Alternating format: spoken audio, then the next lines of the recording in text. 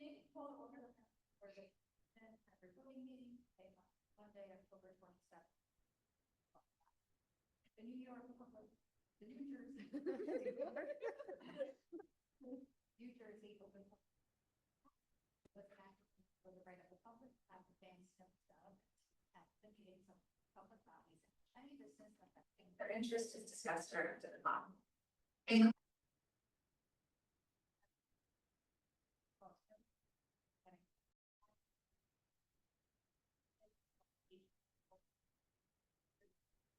Posted on the board's website at least 48 hours in advance. Members of the public who wish to address the board will be given the opportunity to do so for the board chosen. May we have roll call? Dr. Beatty, Here. Ms. Casaldon, Here. Dr. Coleman, Dr. Pixley, Ms. Bruce, here, Dr. Schoolman, Ms. Stanio, here, Ms. Bardman, Here. Ms. Voorhees. Here. We will now. It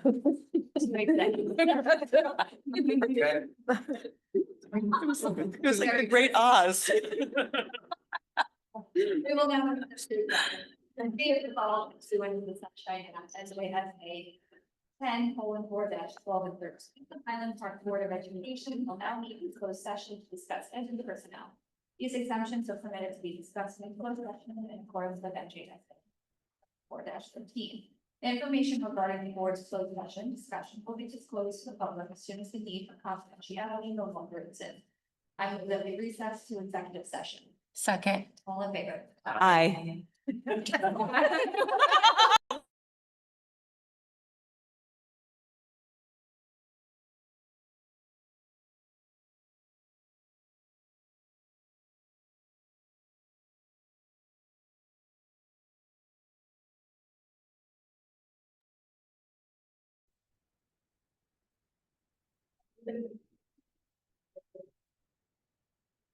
Second. Second.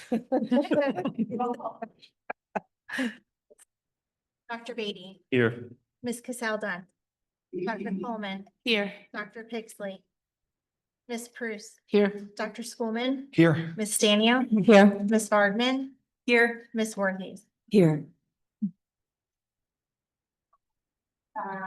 That's much. Pledge allegiance to the flag of the United States of America and to the republic for which it stands, one nation, under God, indivisible, with liberty and justice for all.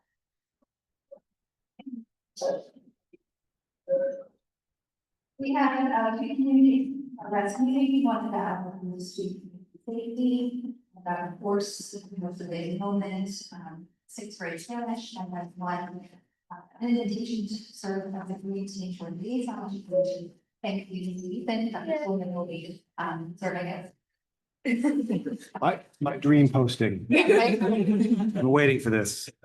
The next on the agenda is the approval of the minutes from the hybrid workshop voting meeting and executive session from September 15, 2025. I move that we approve those minutes. Second. Who's the second? I did. Okay, thank you. Dr. Beatty, Yes. Ms. Casaldon, Yes. Dr. Coleman, Yes. Ms. Bruce, Yes. Dr. Schoolman, Yes. Ms. Stanio, Yes. Ms. Bardman, Yes. Ms. Voorhees. Yes. We're going to turn to Ruby what are student representative. I'll start with the report for Irving. Irving has had a busy month of learning, new experiences, and getting into the groove of school. The week of respect was full of fun, including the chalk walk, a record-breaking walk, and roll to school day with nearly 200 people in attendance, a concert by Highland Park's own Mr. Ray, and a visit from our Highland Park Fire Department. A huge thanks to the fire department for always taking the time to teach our students the importance of fire safety. We love our new hats too. Another thanks to the Highland Park Borough for sponsoring the Illusion Maker, who had the children laughing and taking part in games in the 3R Circus Reduce, Reuse, and Recycle. Our staff is becoming acquainted with the New Jersey Inclusion Project, and our core team has been meeting to come up with a clear vision, action items, and reviewing the data from an earlier needs assessment. This work is grounded in making every child and staff member feel seen, valued, and supported in a positive school climate. Okay, and I'll be talking about Bartle's report. So they said that October has been a busy and exciting month at Bartle. We started with the week of respect from October 6th through 10th, and students took part in the Spirit Week activities focused on kindness, respect, and acceptance. On October 9th, they celebrated Walk and Roll to School Day, which has a big success, and they highlighted the fact that anyone under 17 should wear their helmets when they're biking, riding a scooter, or skating. And they said our second graders had a special visit from the fire department on October 13th. They learned about the fire safety and got to see the firefighters gear up close. And they said that the book fair is coming to Bartle the week of October 20th. And we're looking forward to the Lead U Assembly on October 22nd and the Illusion Maker Assembly on October 29th. Parent-teacher conferences will be held October 22nd through 24th, and these are half days for students. And October 31st will also be a half day. I'll continue with the middle school. They started their school-wide positive incentive program this week. Our SLT determined which core values we want to see and celebrate in our students. We will be celebrating middle school pride, which stands for perseverance, respect, integrity, discipline, and empathy. For the month of October, students will be nominated for demonstrating perseverance. At the end of each week, 3 nominations will be randomly selected, and those students will receive owl bucks to the school store. At the end of each month, the class with the most nominations will receive a grade level prize. Last week was the week of respect. Our peer mediators worked to create a lesson about conflict versus bullying and presented it to all of their peers. The students were phenomenal in presenting. And last week was also their spirit week and pep rally. And they want to note that the 8th graders won. Parent-teacher conferences were that week, and they were thrilled to have all the parents come and meet about their children's progress and thank everyone who came out. And finally, the high school, they said that the Spirit Week was a huge success. Our students and staff showed tremendous school pride throughout the week, and it was wonderful to see so much enthusiasm and participation. The home football game brought out a fantastic crowd.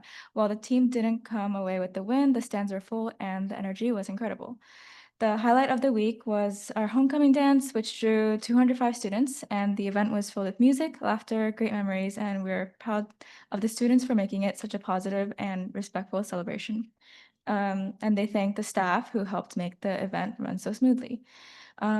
We just had parent-teacher conferences last week. It was a great way for families to connect with the teachers, discuss student progress, and strengthen the homeschool partnership that supports the student success. Sorry. Okay, that's it. Thank you so much for that beautiful report. It's so nice to hear about all the positive things going on in schools. And I'm especially happy to hear about the dance attendance because I know that there's, I think, another township that they canceled their dance. It's so fast coming. So really nice to hear that we have students engaged in those kinds of activities after school. Are there any comments or questions for our student reps? Thank you. Thank you. Thank you. We'll turn our attention now to Dr. Susan for attendance report. All right, good evening, everyone. It's great to see lots of friendly and fun faces in the crowd tonight. I'm excited to keeping on the positivity train of all the great things happening. I'd first like to start my report by welcoming Miss McNally up to the podium. We have 2 deserving Irving students to spotlight tonight.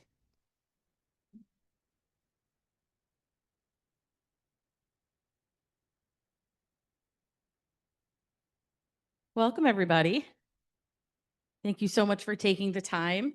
This is always one of my favorites because it's not often that we get to talk about our little ones. So thank you, families, for being here. Thank you to my staff who were able to come. It means a lot. All right, in no particular order, I'm just going to throw the dice up and we're going to start with kindergarten. Sound good? All right, so my kindergartner that we are nominating for Irving this evening, his name is Jace. Would you like to come up with me?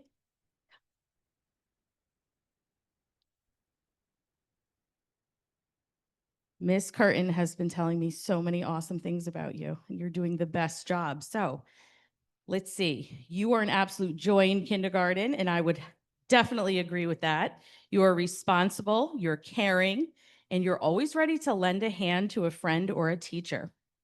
You know your way around to Irving, and I know how much you love coming to the office and bringing your friends to the office. You know the way? And the way back, right? Okay. You don't ever take a shortcut? All right. You work hard every single day. You're always trying your best, and you always show what it means to be a true Irving learner. You are a bucket filler through and through, and your kind words and big smile brighten everyone's day in the classroom. We're so proud of how much you have grown this year. Way to go, Jace. Congratulations. Jace, wait. And-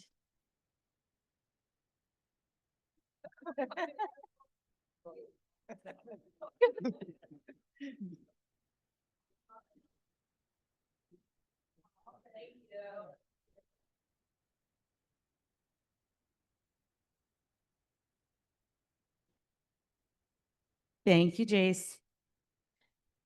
All right, up next, I'm going to move to first grade and to Sloan. Would you like to come up?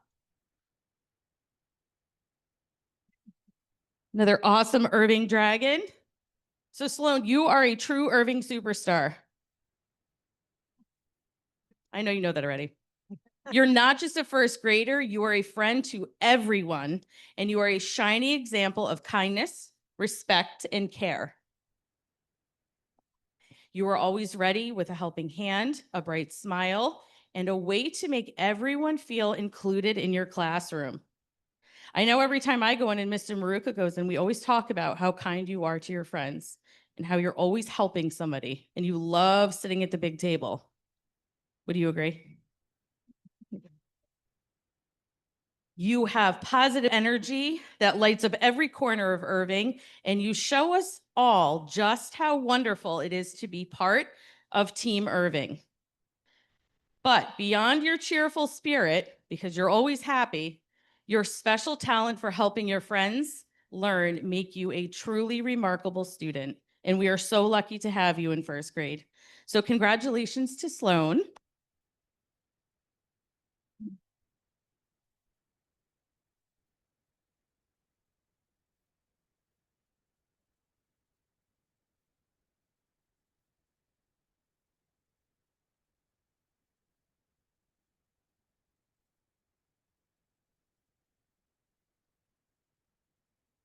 Okay, thank you, Ms. McNally.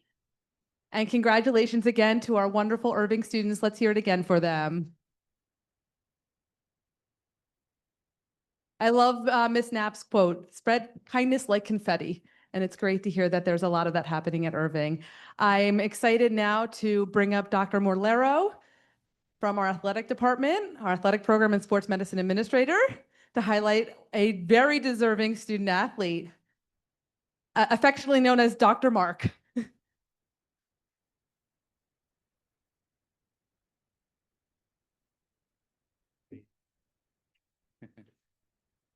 So I first want to say good evening to the community, to Dr. Suska and the board.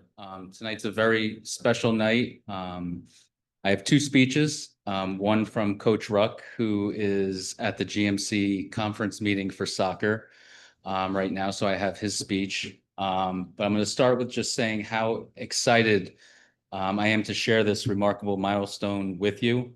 Over the last 4 months, getting to watch you play, getting to know you and your family, you truly resemble exactly what we're looking for in student athletes here, both on and off the field. So our very own Jahan Mladnik has officially broken the Highland Park girls soccer career goals record, which stood at 62. And you broke that last month at 63. And I think you're at what now, 73? So it's really an extraordinary accomplishment that speaks not only to your skill on the field, but also to her relentless work ethic, perseverance, and leadership. From the moment she first put on an Owls jersey after talking to Coach Ruck, and you've really demonstrated dedication to your team and the sport. Game after game, practice after practice, you've shown commitment to excellence that really inspires other athletes and students here, and especially the younger athletes throughout the district. Your record-breaking goal wasn't just another point on the scoreboard. It was really a culmination of all those years of hard work, countless hours of training, I'm sure, and the unwavering just love and passion for soccer. Your achievements also a testament to the support of your family and the coaches and teammates who've really helped you shape into the outstanding student athlete that you are today. And you really represent the very best of Highland Park, the talent, determination, and really community spirit. So on behalf of Highland Park Athletics, I want to congratulate you for setting a new standard for our girls soccer program, very high standard that I have a feeling will stand for quite some time. But your name will forever be a part of Highland Park history, inspiring future Owls to dream big and push beyond their limits. So please join me in celebrating Jahan for her historic accomplishment and for representing Highland Park with pride and excellence.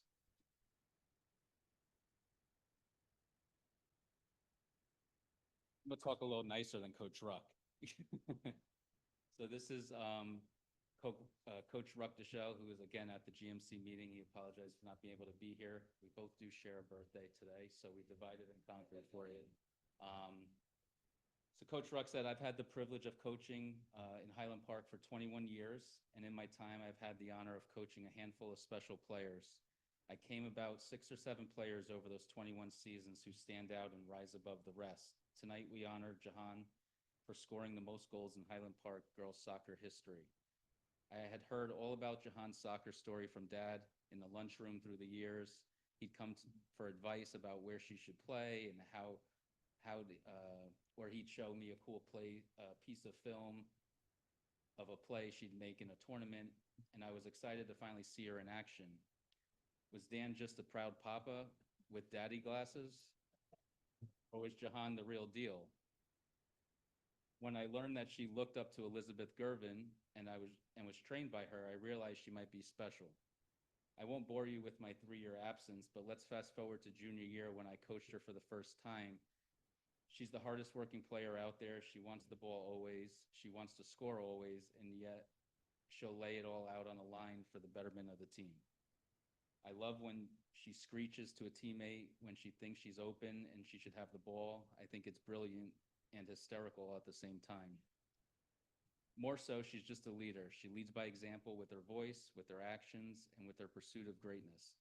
It was such an honor to be on this journey with her for these 2 seasons, and I'll pray another player like Jahan comes along someday, but she's so rare that even this optimist is pessimistic. Congratulations, Jahan. Love, Coach Ruck.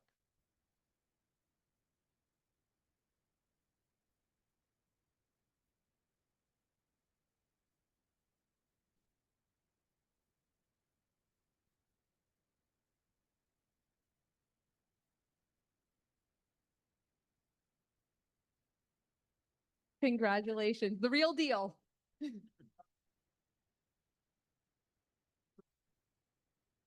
All right, well, thank you, Ms. McNally. Thank you, Dr. Morlero, for coming and for the staff. And congratulations again to all of our students being spotlighted.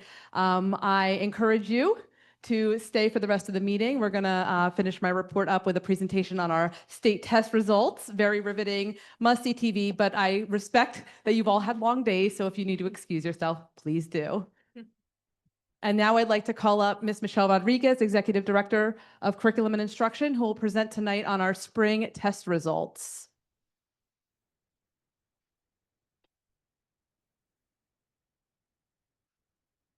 I tried, Michelle. I tried to get your audience. I cleared the room. I cleared the room.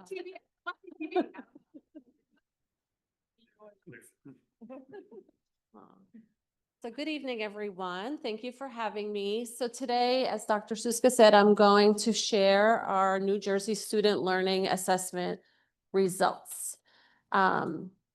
So we received score reports, right? And this shows us how our students are doing in terms of mastering grade level student academic standards. I'd like to remind everybody that this is just 1 point of data in our students' educational journey, and that when we make decisions At the district level, we don't look at just the one data point. We look at lots of other measures and making decisions for the individual child in terms of support, but also in terms of instructional programming. Oh, be nice if I turned it on. Okay. This is just a reminder of what the performance levels are. There are 5 of them in terms of the ELA and the math assessment, 5 being the highest, which is exceeding expectations, 4 met, 3 approaching, 2 partially met, and level 1 is did not meet. In order for a student to be considered proficient on the assessment, they have to have scored either a 4 or 5. This is our data for ELA. This is how we did at each level in comparison to how we did in 2024. So if you look at the last column, those are the changes from 24 to 25 in the meeting or exceeding expectations columns. And all of the grade levels where you see the yellow highlight is where we showed growth from 24 to 25. So we did that with grades 3, 4, 6, 7, and 8. In terms of looking at, let me go back, grade 5 and grade 9, even though we saw a little bit of a decline from 4th grade to 5th grade, the cohort itself did grow. We did want to point that out. So if you look at all of the green squares, that shows growth within the cohort. So for example, if you look at level 4 for 4th grade at 44% meeting, when they were 3rd graders, it was 28% meeting. So they went from 28% as 3rd graders to 44% as 4th graders, which is a big jump. That's a lot of growth. So I wanted to make sure to highlight those things. Because our students are growing. I know sometimes the data, when we just look at it like this, we'd all love to see higher scores. We know that. But the teachers and the staff have been working really hard, and I want it to be reflective that there is growth and we are moving in the right direction. This is how we did in comparison to the state.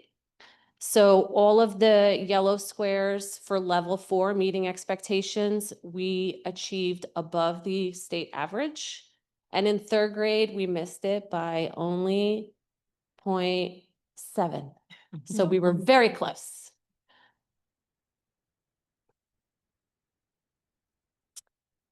This is the subgroups. So for the subgroup category, this is all of the students that took the assessment for grades 3 through 9. So this is not by grade level. So this is how they did. So the colors represent the levels. And so you will see that the student performance levels are very varied by subgroup.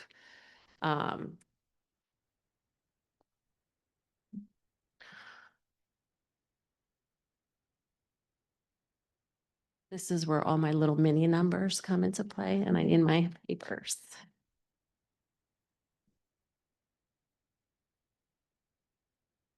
What happened?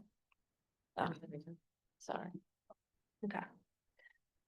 So we do know by looking at this that we have some areas that we definitely have to target and dig into.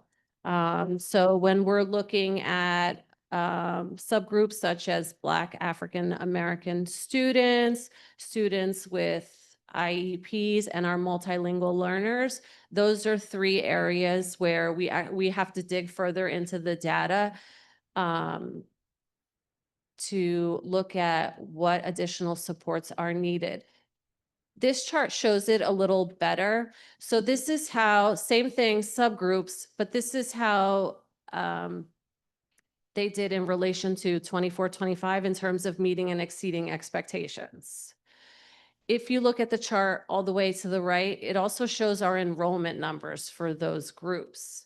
You will notice that in some cases, our enrollment numbers went up by a lot. So in some cases where we may see a little bit of a decrease in meeting or exceeding expectations, the enrollment actually went up. But in a lot of the cases, in terms of ELA, we did see growth.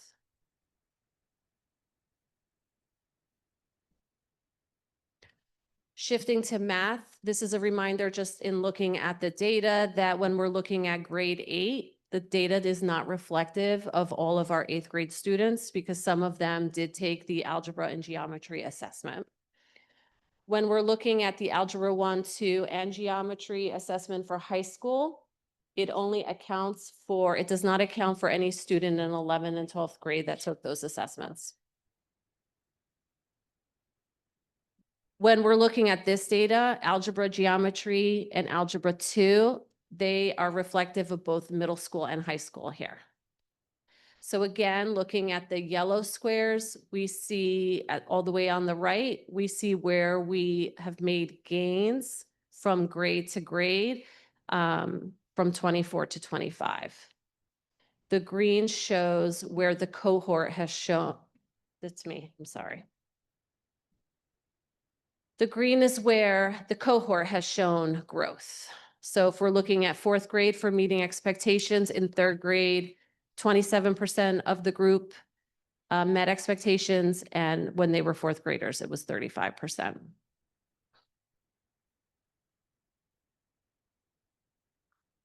Here is the algebra 1 and geometry broken up by middle school and high school. And in this case, I also added the number of students because you can see that in some cases, we're talking about a small number of students. So our middle school students, we saw an increase from 24 to 25 in exceeding expectations. For high school in algebra 1, we did see a decrease from 24 to 25. But for geometry, it's stable. We really didn't see much of an increase or a decrease. This is how we did in math in relation to the state. We achieved above expectations for level 4 for grade 5 and in algebra 2. And that takes into account both middle school and high school.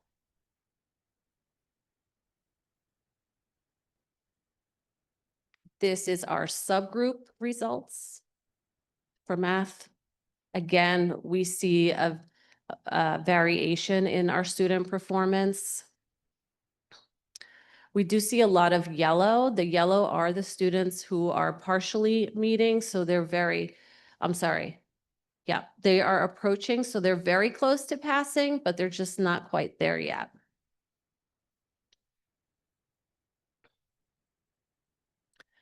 Meeting and exceeding, this is showing the subgroups from 24 to 25 school year. Again, the number of students for each of those grades is there on the right because it's not necessarily exactly the same as an ELA. So we did see with math, we actually saw, even though the increases are not large, we did see more of an increase in more of the subgroups than an ELA. Science, science is only taken in 5th, 8th, and 11th grade. They do not keep the levels the same, so there are only 4 levels in science. Passing is considered level 3 and level 4, proficient and advanced proficient. These are our results by level, comparing 24 to 25. In level 4, we saw growth for 11th grade.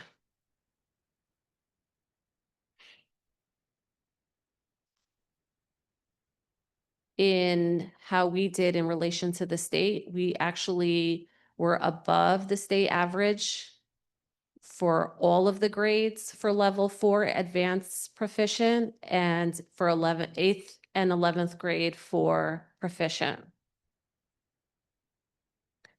So even though here we may not have seen much growth in terms of 24 to 25, we're actually doing pretty well in relation to how the rest of the state is doing. And this is the same like by subgroup.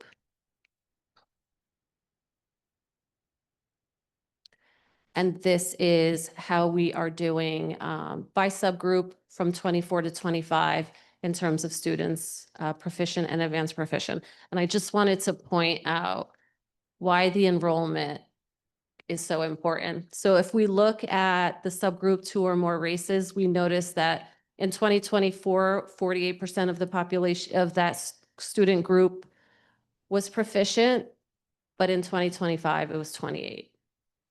When you look at the enrollment in 24, we had that group was comprised of 19 students. In 25, it was comprised of 29 students.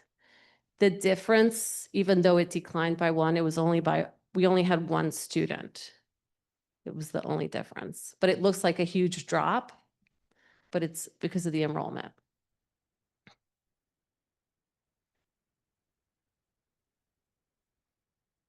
And we see the same thing in students with 504s. We see a big drop there, but we actually had 2 additional students in that group pass.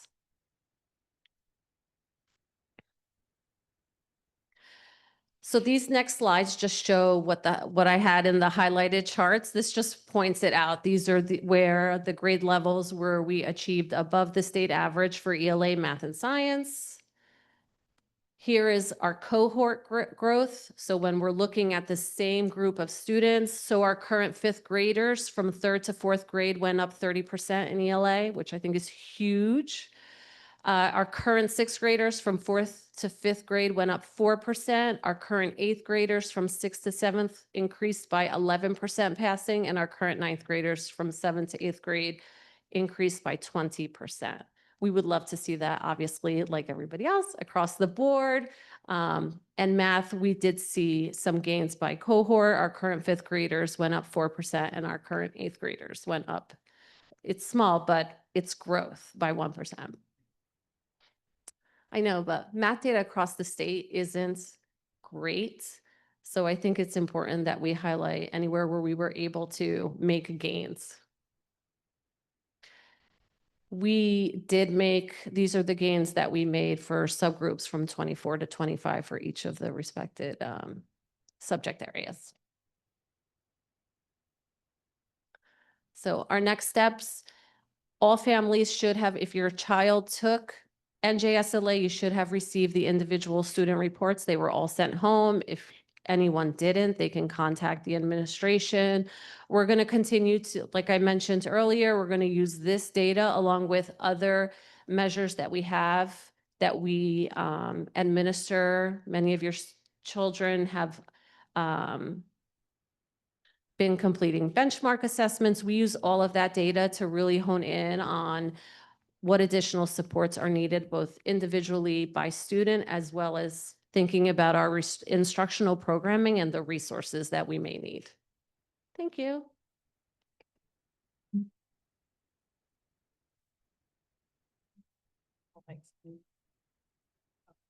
Thank you, Ms. Rodriguez. Oh, no. Well, why don't you hold on to it just in case I was going to open the floor up to see if there were any questions or comments for myself or Ms. Rodriguez.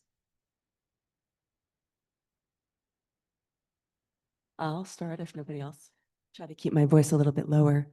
I wanted to just thank you for breaking out the algebra and geometry data by middle school versus high school. I think we asked about that last time, and that was really helpful to see. And also including the enrollment numbers, and you explained that really well, the way, it may look like it dropped, but it's just because the numbers changed so drastically. In some cases, just one student actually did better, even though it looked lower. So thank you. That's all. Well, I would just add to that on the train of being thankful that I think this might be the first time that we had the subgroup growth percentages included. Right. Okay, good. So yeah, thank you for doing that. I was actually noting that as a question I wanted to ask, and then you got to that slide. So wonderful. But seriously, I do appreciate the effort at making sure that we also look at the subgroup growth or lack thereof, right, relative to the larger cohort body. And I'll just be curious to hear as we go along what kind of decision making you're making around the data and supporting these groups. Um, I don't know if you can answer this question, but like you mentioned, keeping this data in mind, when thinking about kinds of resources would be helpful. I'm just curious. I mean, if you could write a blank check of a modest amount, not like spend, oh. Well, no, but I mean, I asked Dr. Suska this version of this question, and, when we saw another set of numbers, I forget which ones exactly, where things were, oh, it was the disciplinary stuff. And I said, is what has been happening? What explains this? And Dr. Suska's answer was, it was a lot of little things we've been working on for a while, sort of coming together, which you made a lot of sense. I'm wondering for you, if you could spend the money on one or two big things, what would they be, or would it be, or would you spread it around to stuff we're already doing? I'm curious where you would put that investment, if you have a sense of what resources would be the most help to get us to that, do even better, especially considering some group differences. That's a big question. Yeah, I know. And one I would really need to think about. That's fair. Because it would depend on, I think, the content area. To be fully transparent. We've spent the last few years, we've really spent a lot of time around ELA. So if you ask me right now, do we need to buy any resource? No. I think we really need to spend time using the things that we have in our schools and paying attention and using the data that we're collecting to make informed decisions in the classrooms in terms of instruction. If you're asking about math, I think we need a little bit more there, which we're working on this year, right? So we are in the winter planning to pilot a few programs so that hopefully by September, we will have something in place in terms of math instruction. So I don't have a full answer. That's a good answer.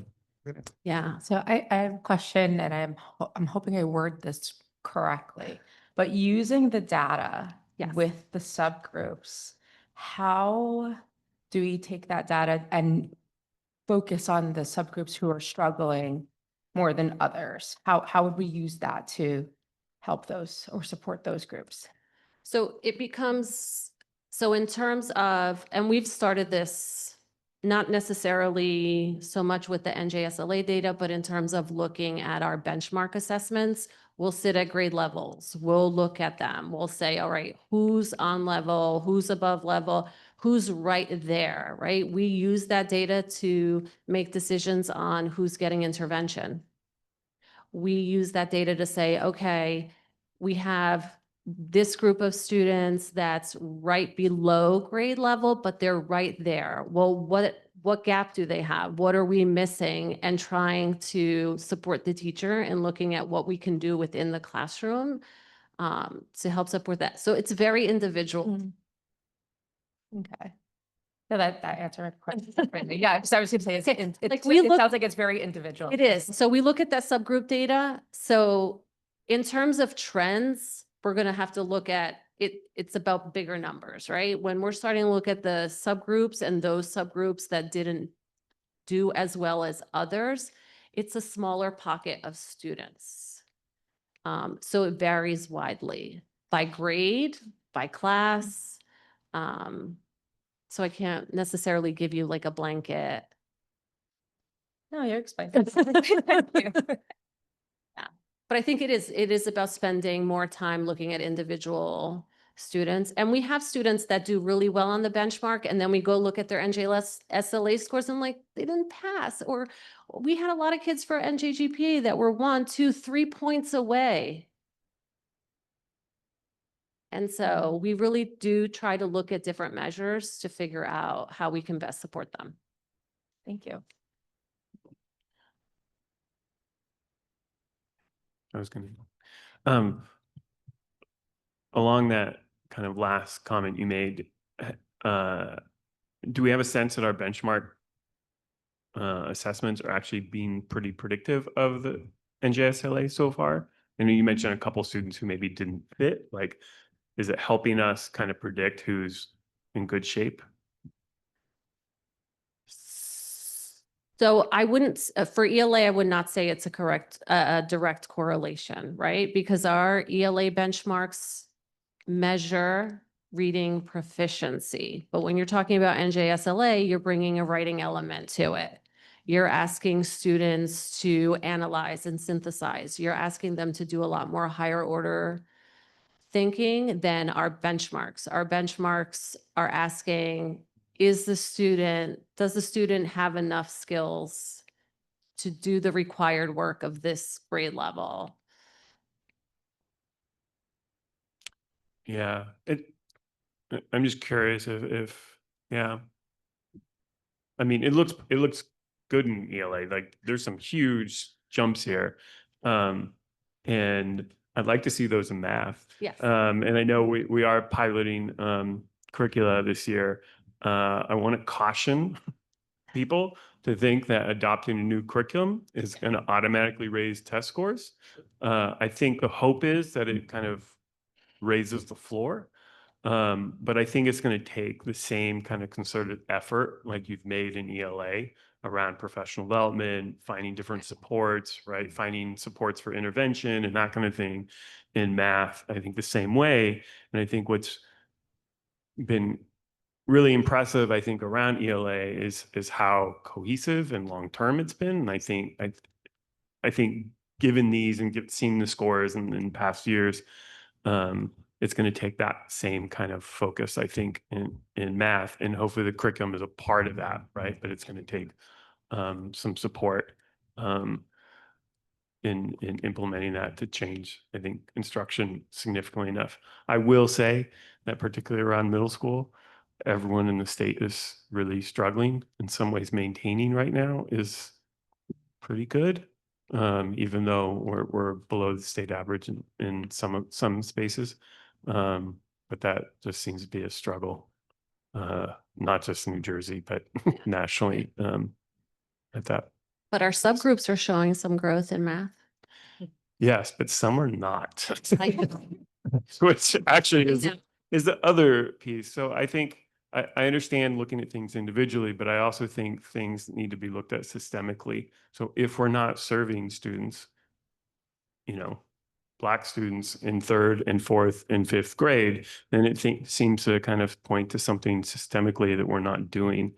And then, looking inward to see like, what is it that, we need to do to support students, starting in kindergarten, right? So when they get into 3rd grade and we start doing this testing, and it's the same, I mean, that looks pretty similar in ELA in math, I think, except for economically disadvantaged looks a little bit better in ELA than math. But I think that's something we have to really look hard at ourselves if we don't seem to be serving, or looking at a grade that seems to be serving them differently than other grades and figuring out like, what is it they're doing, or finding a teacher who seems to be bucking the trend, because that's been a pretty persistent kind of issue. And I worry when I see that it becomes entrenched and that's the expected. And then people say, well, what can you do? Right. Well, there are schools that serve them well. Right. So then, how do we serve multilingual learners better? Like, what do we need to do? Thinking about differentiation, how do we differentiate instruction? And I know we've, been talking about that, but finding a model that we feel like really works and we have teacher buy-in, and then do kind of very long-term kind of support that's around something that we trust works. Well, can I want to piggyback on. And curriculum, really taking that mindset into that kind of, see like, how our subjects are responding to the curricula that, it's not one curricula, it's good for all student populations. And like the ones that we've chosen were, show research that, populations like ours, they are seeing flips across, not just within certain subgroups, but, I'm excited to see kind of how we will look at how all of the students are responding. Well, you kind of just answered my questions. I was going to ask about the pilot curricula and if we do have researcher data showing their effectiveness with, because to me, that's sort of where we really want to make sure we're concentrating as well. So I'm happy to hear that. And just again, looking forward to hearing what sort of analyses you all come up with and recommend in terms of how we can move forward to better support all of our students. And we'll be having those conversations in equity and excellence for sure, and curriculum. Dan, you really covered both of the questions that I had, but I actually did have a larger question along because we are seeing this growth in ELA, which is wonderful. And post-COVID, ELA scores were really the ones that tanked, not just in this district, but across the country and across the state. And so we're not seeing that same growth in math, which is concerning because the only way that things turn around is when you're consistently seeing growth. This also appears to not just be a Highland Park problem, but a statewide problem and across the country, as Dan was saying. Do we have any sense of why, like on a global scale? Like, is it post-COVID, everybody freaked out about the ELA test scores and invested heavily and didn't in math? Or is there any sense of why this problem in math is persisting? Not, I mean, I'm not talking specifically Highland Park. Yeah. Did math drop as much as ELA No. post-COVID? So we're not seeing the same growth because it wasn't as low, maybe? No, not really. It's a simple answer. I mean, I have some ideas, like coming out of COVID, it was really interesting to see young kids not have manipulatives. All of a sudden, teachers kind of reverted back and said kids can't have manipulatives or they can't behave with manipulatives. And it was, it's been a challenge walking into schools to get teachers to pull those out. So if you think about, 2021, kids not having kind of blocks to really kind of think concretely in math to then build that abstraction, that's really harmful. And then where those kids are at now, I mean, it's possible that's an effect, but that's more my experience. But I do know from talking to colleagues that that was a really big issue across different states. So there was something about, going online, then the hybrid instruction, and then coming back face to face. They didn't come back face to face in the same way they had been teaching. And that has been a pretty rough transition back. But for those kids who didn't get that really concrete kind of instruction, it hurts their abstraction. So it's possible that's a fact, but no, we don't really know.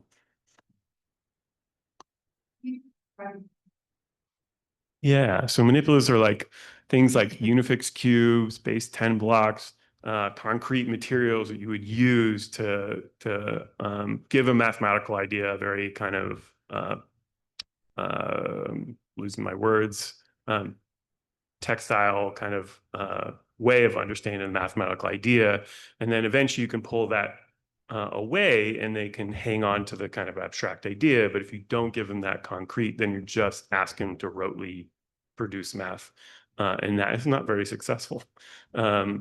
So yeah, especially if you want to get a number of learners forward, right? There are a few kids, usually not more than 25%, who if you don't give the concrete can still kind of move forward in math. They still don't have very good understanding. So if you ask them to do complex problems, it's hard to do. If you ask them to explain their thinking, you might get nothing.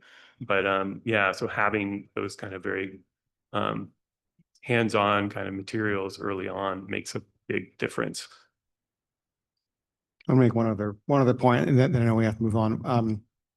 My understanding, so I think these increases in scores certainly reflect increases in real ability and understanding. That's wonderful.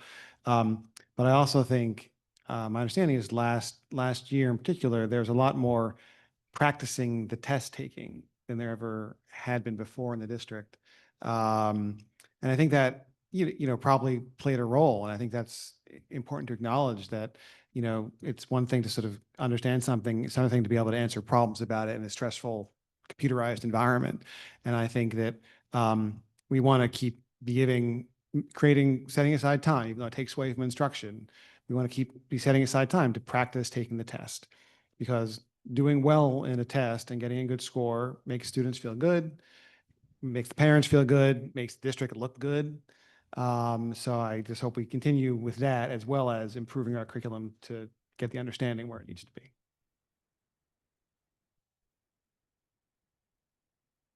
Thank you. That concludes my report. Thank you so much.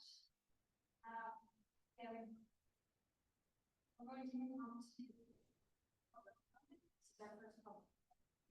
And our board presentation and reserve the time for comment.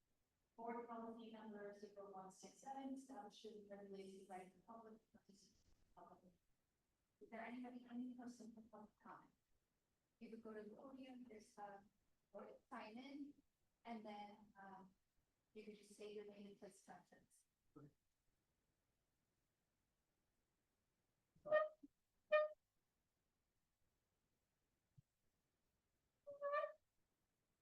I need to sip of this. May need help getting it open.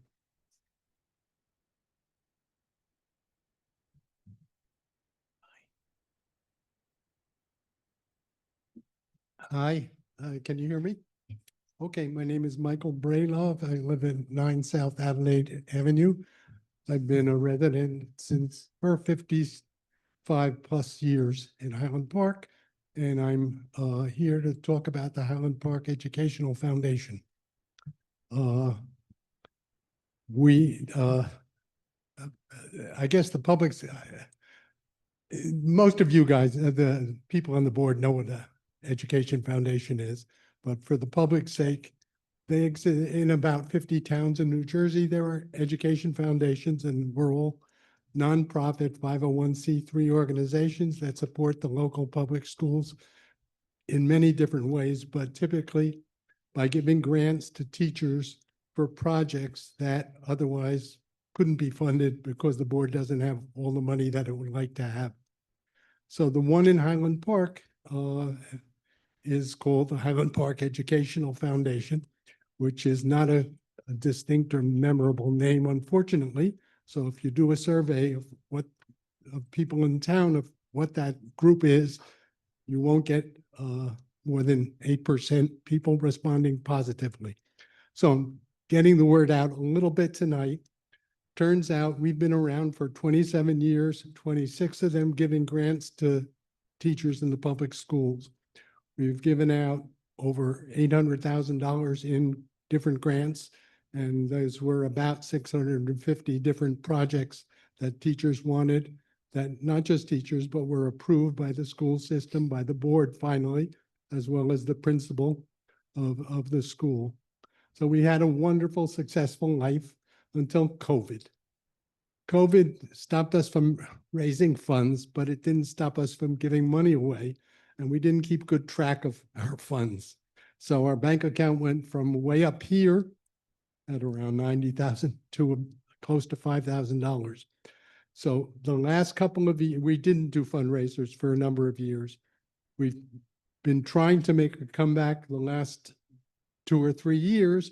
And finally, in the spring, we were able to give grants again on a much more modest level than we had previously. Previously, each year we could give at least $30,000 away over the course of 2 terms in grants to teachers. In the spring, we announced we would be able to fund about 10 grants at no more than $1,000 each. We did that and achieved that, gave that amount away, and the board approved it, happy to say. Now we're just at the end of receiving grants, or it's over, and we're going to have a meeting on Wednesday night to look at those grants as a group, meaning myself and the other trustees, and to say what looks good, what we can afford to fund, and then we'll come up with a decision, hopefully Wednesday night, with the assistance of Dr. Suska and our board representative, and then be able to send out notices to the teachers and the principals and the staff that, yes, your project is funded, or we have a question, and get back to us with an answer if you can, et cetera. That's how we operate. So we've been very successful, but we're a small group of people. So I'm here. My basic plea is We need the public's help. We need a few more people who want to be active in a charitable organization in this community that has a wonderful history, that wants to continue and needs new blood to do so. I don't carry new blood. If the camera is any good here, you can see that very readily. I was made chair after 26 years, which tells you something. So we have 3 core people who've been a long time, and we have a number of younger parents who are really dynamic and helping us tremendously. We need a few more people. We need somebody particularly who could be a treasurer and help carry the books, very modest books that we have, and assist us with that. We need a few more people who want to put in the time and learn how to operate in this kind of charitable environment. And if you've never done it before, you can learn a lot and take these skills to help other groups as you spend your life being a useful citizen in this country. So I think I've covered everything here in my notes, but I'm going to look down and pause and make sure I didn't leave anything out that would keep me up late tonight. Okay. Yeah. So how do you get in touch? That's easy. Call Dr. Suska, and she gives my phone number, email, anything away, just like that. You're a little interested, so please do so. I did bring, we don't have a lot of public here, but a few people. So I do have copies of our pamphlet handout that gives information, and happy to give anybody here in the audience or anybody on the board who'd like to see it, who's not as familiar as they'd like to be with us. So we hope that we get the community support. We've had it over the years. Businesses, families, grandparents of students who are here, some of the teachers in the system, and so on and so forth. We need to continue doing this to be vital and to help the schools with projects that really need help. We used to do, we could fund field trips readily in the past. We can't now. We don't have that kind of money. Nobody applied this time for a field trip because any bus, any place is over $1,000. Okay, and we cut our limit at $1,000. Somebody could have said, I can get 500 here, and then the Ed Foundation give me that 1,000, but they didn't submit that. So I advised them to do so the next cycle. In any case, I'm getting very specific and tangled in the weeds, so I'll stop now. If anyone on the board has questions for me, happy to try to answer. No? Well, thanks for giving me the time.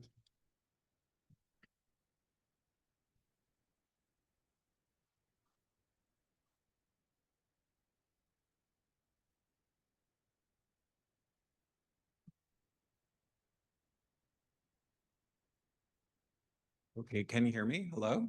Sounds good. Okay, hi. Thank you for the feedback. I appreciate it. Nice to be present in the room. I wrote this down. Hi, everyone. Thank you so much for tonight. That was really incredible to watch. Will do. Hi, my name is Max Warren. I live in Highland Park, New Jersey. And I am reaching out tonight because I'm really curious, especially to the student representatives on the board, what your thinking is around safety in the school. The reason I'm thinking about this lately is because I am a school nurse. I'm running for the Board of Ed in Highland Park, and I'm also a Stop the Bleed instructor.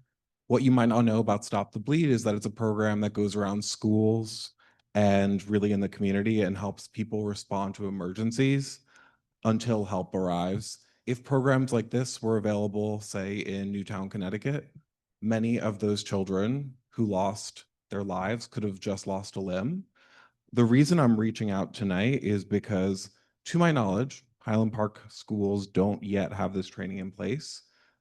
I don't know if they do. I'd love to offer my time to help make it happen, because safety isn't about just preventing harm. It's going to be about actually dealing with it when it does happen.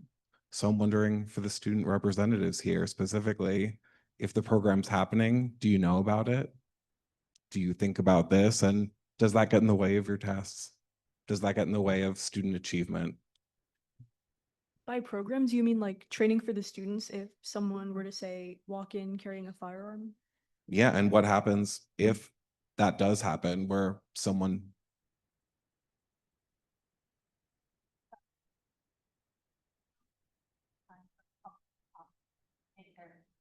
And we'll follow up on questions later. In this case, I think what Dr. Siska can do is ask those students to kind of, gather feedback from their peers. Thank you. To Dr. Siska. Well, Sounds good. Yeah, I'd like to know, is Stop the Bleed a training program currently available in Highland Park? Okay. If not, you have a community representative willing to teach it. Thank you.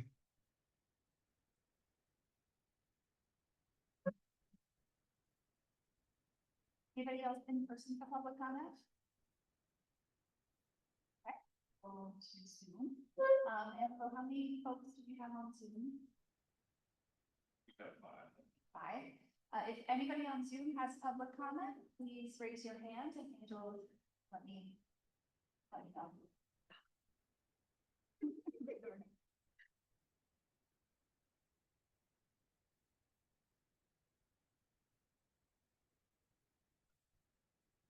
All right, thank you so much. And with no hands raised, we're going to close public comment.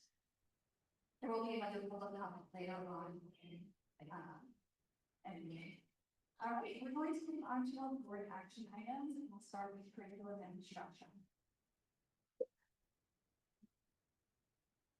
Curriculum instruction met on October 14th. We talked about the achievement data that everyone just saw presented on. I won't elaborate on that since we had a nice presentation discussion about it. The district is looking at piloting elementary math curricula. And those are being finalized. It's possible there will be 3 curricula, but we don't know that yet, but we look for that probably next month. We also talked about rigor perception feedback in elementary. And so there's preparation of a survey to go out to elementary students, staff, and parents and guardians. That is being finalized, but it's really to understand the degree to which those different constituents kind of perceive the curriculum as being rigorous, how they think about rigor, and to use this to further develop the curriculum kind of moving forward in elementary school. We want different folks to actually think of the curriculum as rigorous. And this is a step in getting that feedback from students, parents, and staff. We also looked at academic integrity policy. It was small changes, basically to note the AI policy that we now have and make sure that they reference each other. We also talked about bed bug policy, which we do not currently have, and was raised a few years ago. We did not adopt one, and we are recommending bed bug policy and regulation accordingly. That became an issue recently. We also talked about a revision of a family liaison job posting. This is title funding, funded position, and it's a combined posting to facilitate hiring someone and trying to maximize resources. We also talked about the Spanish class at the middle school, and we will be voting on someone to take that role on tonight. I know we got a couple emails about that, and there were some concerns, so we're excited, hoping we have a good teacher to fill that role. And Other than that, we have a few items to vote on. We have approval of field trip requests, and I have a read-in for that. Originally, the high school students were walking to Irving to read to the littles tomorrow. But Irving needs to postpone. We've rescheduled for November 20th, and it'll have the same time frame. Other than that, field trips are exactly as they were sent out. We have the approval of one confirmed HIB report, approval of the CUSAC district performance report, approval of submission of the school self-assessment for determining grades under the Anti-Bullying Bill of Rights Act.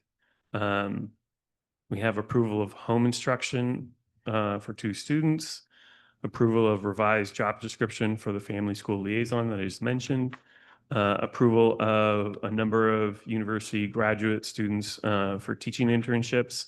And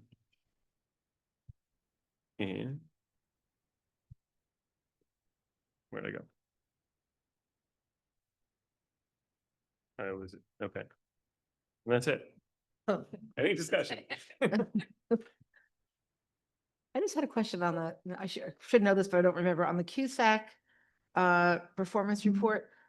What makes us the 40% on instruction and program? That was a question for Dr. Suska. Yeah, so the 60%, so each of them weighted out of 100%. We weight ourselves on the first 40% of those indicators. The other 60%, if you look at the entire set, comes to us from the county after they get our NJSLA scores. So then they populate that. So if you remember last year, we were under the percentage of passing, if you remember last year. So we had to go in the district improvement plan. And then we got out of that status because we had growth. So they moved us out of that status. So we don't know until they populate that portion of the spreadsheet for us. So we submit it, then they fill out the 60%, and then that'll be our total score. That's what I forgot. Yeah. Thank you. Any other questions? I had one question about the rigor surveys. I wondered if all the kids know what that word means before we send that survey out, or if it would be helpful to include something in the top of the student survey just to explain what that is. Or I was looking, like, is there another word to use? I couldn't find a better word, but at least if we could explain it to them before they take the survey, I thought that would be I helpful. think challenge would be a pretty, challenge. maybe a little bit more understandable word. Good word. Like, Okay. yeah. But I think it's a good point. When you Yeah. think about second graders, third graders taking this, rigor might mean nothing. Right. And then one other question about the survey wording, where they were all with the strongly agree, that format, versus I thought possibly the kids would react better or respond better to sometimes, often, always, like those type of questions instead. I don't know. Just an idea. I had an email written out to you that I haven't sent yet. Maybe I'll just send you the email. Explains it a little bit more. Yeah. Sentiment, but I'm on the same page. It's more for the kid, Yeah. the kids. Actually, I was going to do smiley faces, different Yeah. levels of smiley faces, but I didn't know. Most likely it'll probably go out to 4th and 5th grade too. I'm not sure about 2nd and 3rd grade just because of the level of the questioning. Okay. So our surveys usually start at for elementary, start It's at a the reading assessment. 4th, 5th grade. 4th, 5th grade. Yeah. Okay, thank you. Also just gotta say, I'm so pleased that we're doing this because, as we want to talk about this and, increased rigor in the schools, it's really important to make sure that we're all talking about the same thing. So to actually hear back from students and staff and family members about their perceptions of what's happening. Yes. What Does this mean to you? Is it Yes. more work? Is it more Yeah. challenging work? The questions I thought were great. It's Yeah. really important, and I'm so glad that we're doing it. Yeah. Yeah. So again, our end goal is to create a working definition that we all share as a common understanding of what it means that instruction is rigorous, that assessments, that instruction, that the resources, that everything is rigorous. And what does that mean? So that we can use it as we are, everyone's on the same page with what it means versus, just sort of a disconnect. 'Cause I, when we did this work years ago with this sort of honors distinction, there was definitely a disconnect about what it meant to be honors. or, and going deeper into standards versus more of something. So it's really important. Yeah, the other thing I just looked up, there's rigor only is in the intro paragraph for the student. It's not in any of the questions. Correct. So it would be a pretty easy Yeah. adjustment, or we say rigor in parentheses, challenge or something Challenging, else. yep. And that's the only word that pops in my head, but there could be other ways to say it. Yep. Are we asking all of them to do it, or is it going to be like parents, we can't make them do it. We're hoping that they do it. But are we kind of making students do it or just asking them?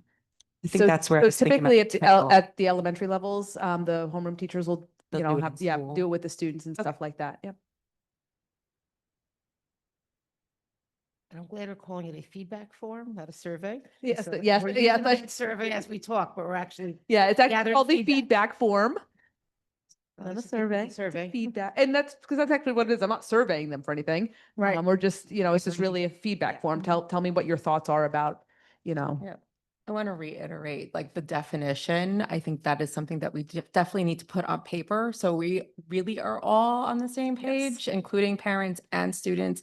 And I like the idea of sometimes, always, often, because I answer questions so much better than the other You way. agree, And I'm agree, just like, yeah. well, sometimes it's this, sometimes it's Yeah. not. And like, what do I put? So I think it's just Yeah. easier to answer. Absolutely.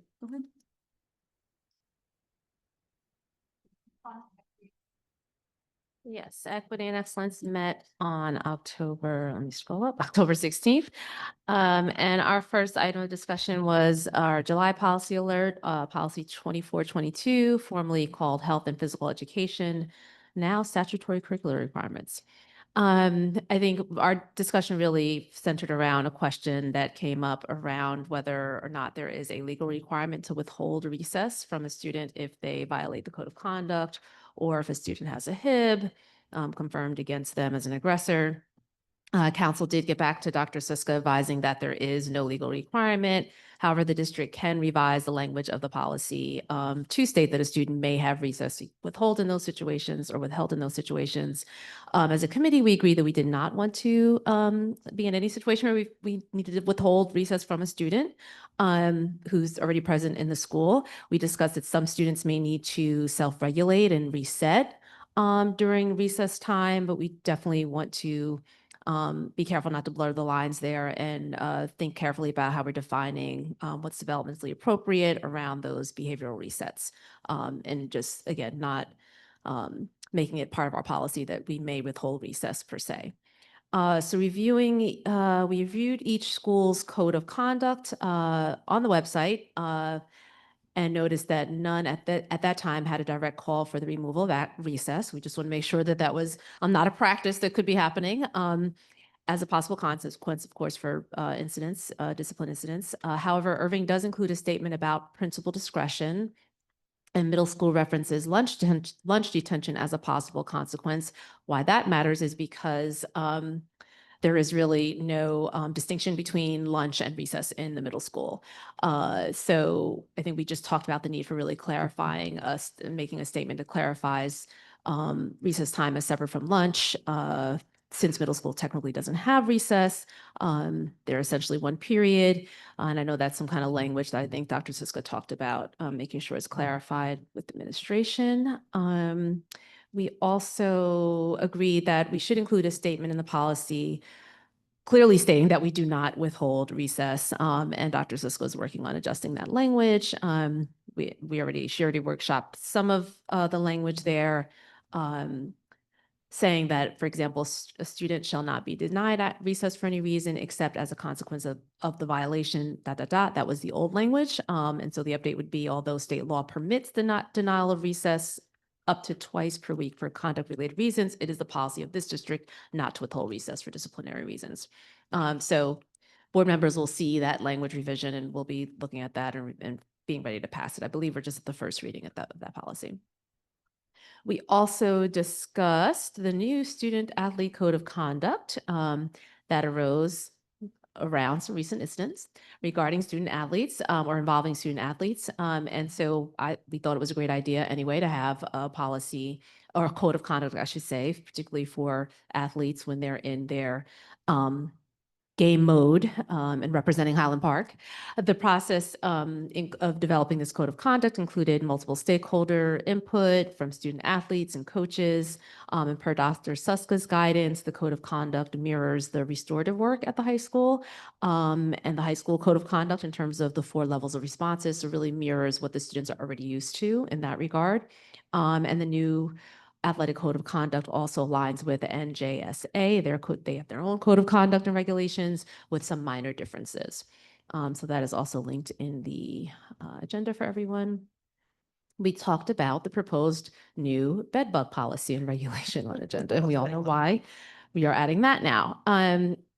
But seriously, I think it's great that we did that, and this also led to a discussion around some revisions to our lice policy. But the bed bug policy and regulation, nothing really controversial. They are just really establishes, first of all, some general information on bed bugs, how to treat them, how to identify them, home and school communication around suspected bed bug infections. I don't know, infestations. I don't know. Infestations. Yes. Is it really infestation all the time? I don't. We're still working on the language there. Communication with the Department of Health Services around pest control management and compliance with state reg. There's just a lot of detail in the policy and regulation, which I believe people will find helpful. Of note, when thinking about communication, some policy excerpts I just pulled to restate here that any staff member, first thinking about identifying them, any staff member who observes what may be bed bug bites on a student shall send the student to the school nurse. The school nurse shall examine the student to determine if there are any bed bugs present or bed bug bites, and the school nurse will then inform the principal and contact the student's parents on the results. Later on, the principal in consultation with the school nurse will determine if the parents of other students should be informed if there is the presence of bed bugs has been identified in an area of the school where their children may have been or is during the school day. And this determination will be made on a case-by-case basis. Parents of other students, and I know this is a question that came up, parents of other students may not be informed if bed bugs are found on a student or in the student's possessions and are not found in the school building. So the idea is, again, if we don't see them or find them in the school building, it's contained to an individual student's possessions or body. Parents of other students may not be informed. Then moving along to the lice policy, sort of similar concerns around parental notification was really the key here. And so Dr. Suska already, I believe, went ahead and started working on a statement that parents, around parent notification, that parents of students with head lice, staff, and parents of the students in the classroom will be notified when lice is confirmed. Let's see, moving on, we looked at the September discipline data, the incident report and the discipline report. And as always, we have a breakdown of the total incidents at each school and then the different subgroups involved in the different incidents. So just looking at the, kind of overarching numbers at Bartle, the total number of discipline incidents in September was 3, and the number of students involved in those 3 incidents were 4. Middle school, there were 13 total incidents, and the number of students involved, 12. And the high school, total incidents, 25. Total students involved, 16. Looking at the demographic groups involved, we still see the same sort of disparities in terms of the racial demographic groups and our students who are also on IEPs being overrepresented in this data across the board. We noted, of course, that the larger number of incidents at the high school, middle school, and when we looked at the discipline chart, many of those incidents had to do with sort of altercations, fights, interactions between the students. So it was just to get a time for us to really have a conversation around the supports for students in those areas and just continuing to develop that work and deepen that work. Then we went on to talk about Nurtured Heart. We got a nice update on the Dreams team that's working on that program. Amy and Christian have been attending the Nurtured Heart sessions, and they are the turnkey trainers who will get extensive week-long training in December. The liaison provides additional training and resources for supporting staff. And they will meet again in December to discuss goals for the year. So really excited to hear about that. And again, the turnkeying and just really seeing this approach become more comprehensive, I think, across all the classrooms. And the focus here, increased focus is on highlighting the successes of students. This is one thing that I know we've talked about, highlighting successes of students and staffs, of course, and parents and staff so far have been really receptive to the more positive highlights already. And then, as Dan just talked about from curriculum, we also touched on the rigor perception feedback forms. I don't need to go into any more there. Let me see, did we discuss anything different? No, nothing new to highlight there. Oh, it looks like that is it. That's it. It's been like 2 weeks, so I'm like, that was it. Yeah. Any questions? Yeah, I have a question. Comments? Back when I was on Equity and Excellence, the first couple of years, we talked a lot about the RISE program. Mhm. And I know that's, you know, something that was really a project of the committee that at that time. Just wondering if you have anything, if you could just, if you have anything to say about how that is going. And I know we've seen some reductions in discipline incidents, and just curious what your thoughts are. Well, we have in our link to our discipline reports, we have the OSS and ISS data. So in school suspension has to be the term used in the system, but that really is our RISE program. That gives you a sense of how many students are participating and, you know, getting the support from RISE, and how many students are being out of school suspended. We haven't had a conversation in the past couple of meetings getting into the details of what's going on with the RISE program. We do know that it's still functioning as it had been, and based on the evaluation of the program, there is implementation of efforts to improve in those areas that have been identified. So I think it's still early in the school year. So I think we should give it a couple more months before we really start thinking about, okay, what is the data telling us based on? Mhm. Yeah, right. Right, for us. Dr. Suska, about getting an update and having a presentation. We did. Exactly. Yeah. I couldn't remember if we said what month, but we said we needed some Actually, they're time for gonna, that. so I have assistant principals coming next month to their meeting to talk about just in terms of like what is happening within the program, what kind of restorative actions are being taken, it's really about wraparound supports as well. So it's the reparation of harm, but it's also wraparound supports for what could be needed, whether it's the intervention of our student assistance counselor, if it's issues around substance use and abuse, is it, referrals and work with our teen and, or tween center regarding maybe some either mental health support or social emotional learning and because of conflict resolution strategies. So there's a lot of wraparound supports. So I've invited the assistant principals, and they're all very excited to share information about RISE and RISE Junior about their program. So more information coming soon. And that's good. That'll be November, so there will have been some time for Yeah. in the So that school way, when year you to see the data, you'll see what is happening within that, reflective of the data. Yep. So they'll talk to the E&E committee. Can they also come and talk to the full board? So if you want some information about the general program, we can definitely invite them. The smaller group would probably talk more nuanced about like the details within there, but Okay. in that kind of confidential situation, we're probably talking more granularly about the program and the data. But collectively as a whole, what we can do is, Monique will share out notes from the meeting, and, you can look through her notes about it. And then if there's particular things about the programming that you would like us to highlight, we can certainly do a presentation. That's great. Thank you. Yep. I was gonna say, it's welcome. Anybody can come next month. Doors open. Fair. Get your request in now. Don't all apply once. One seat.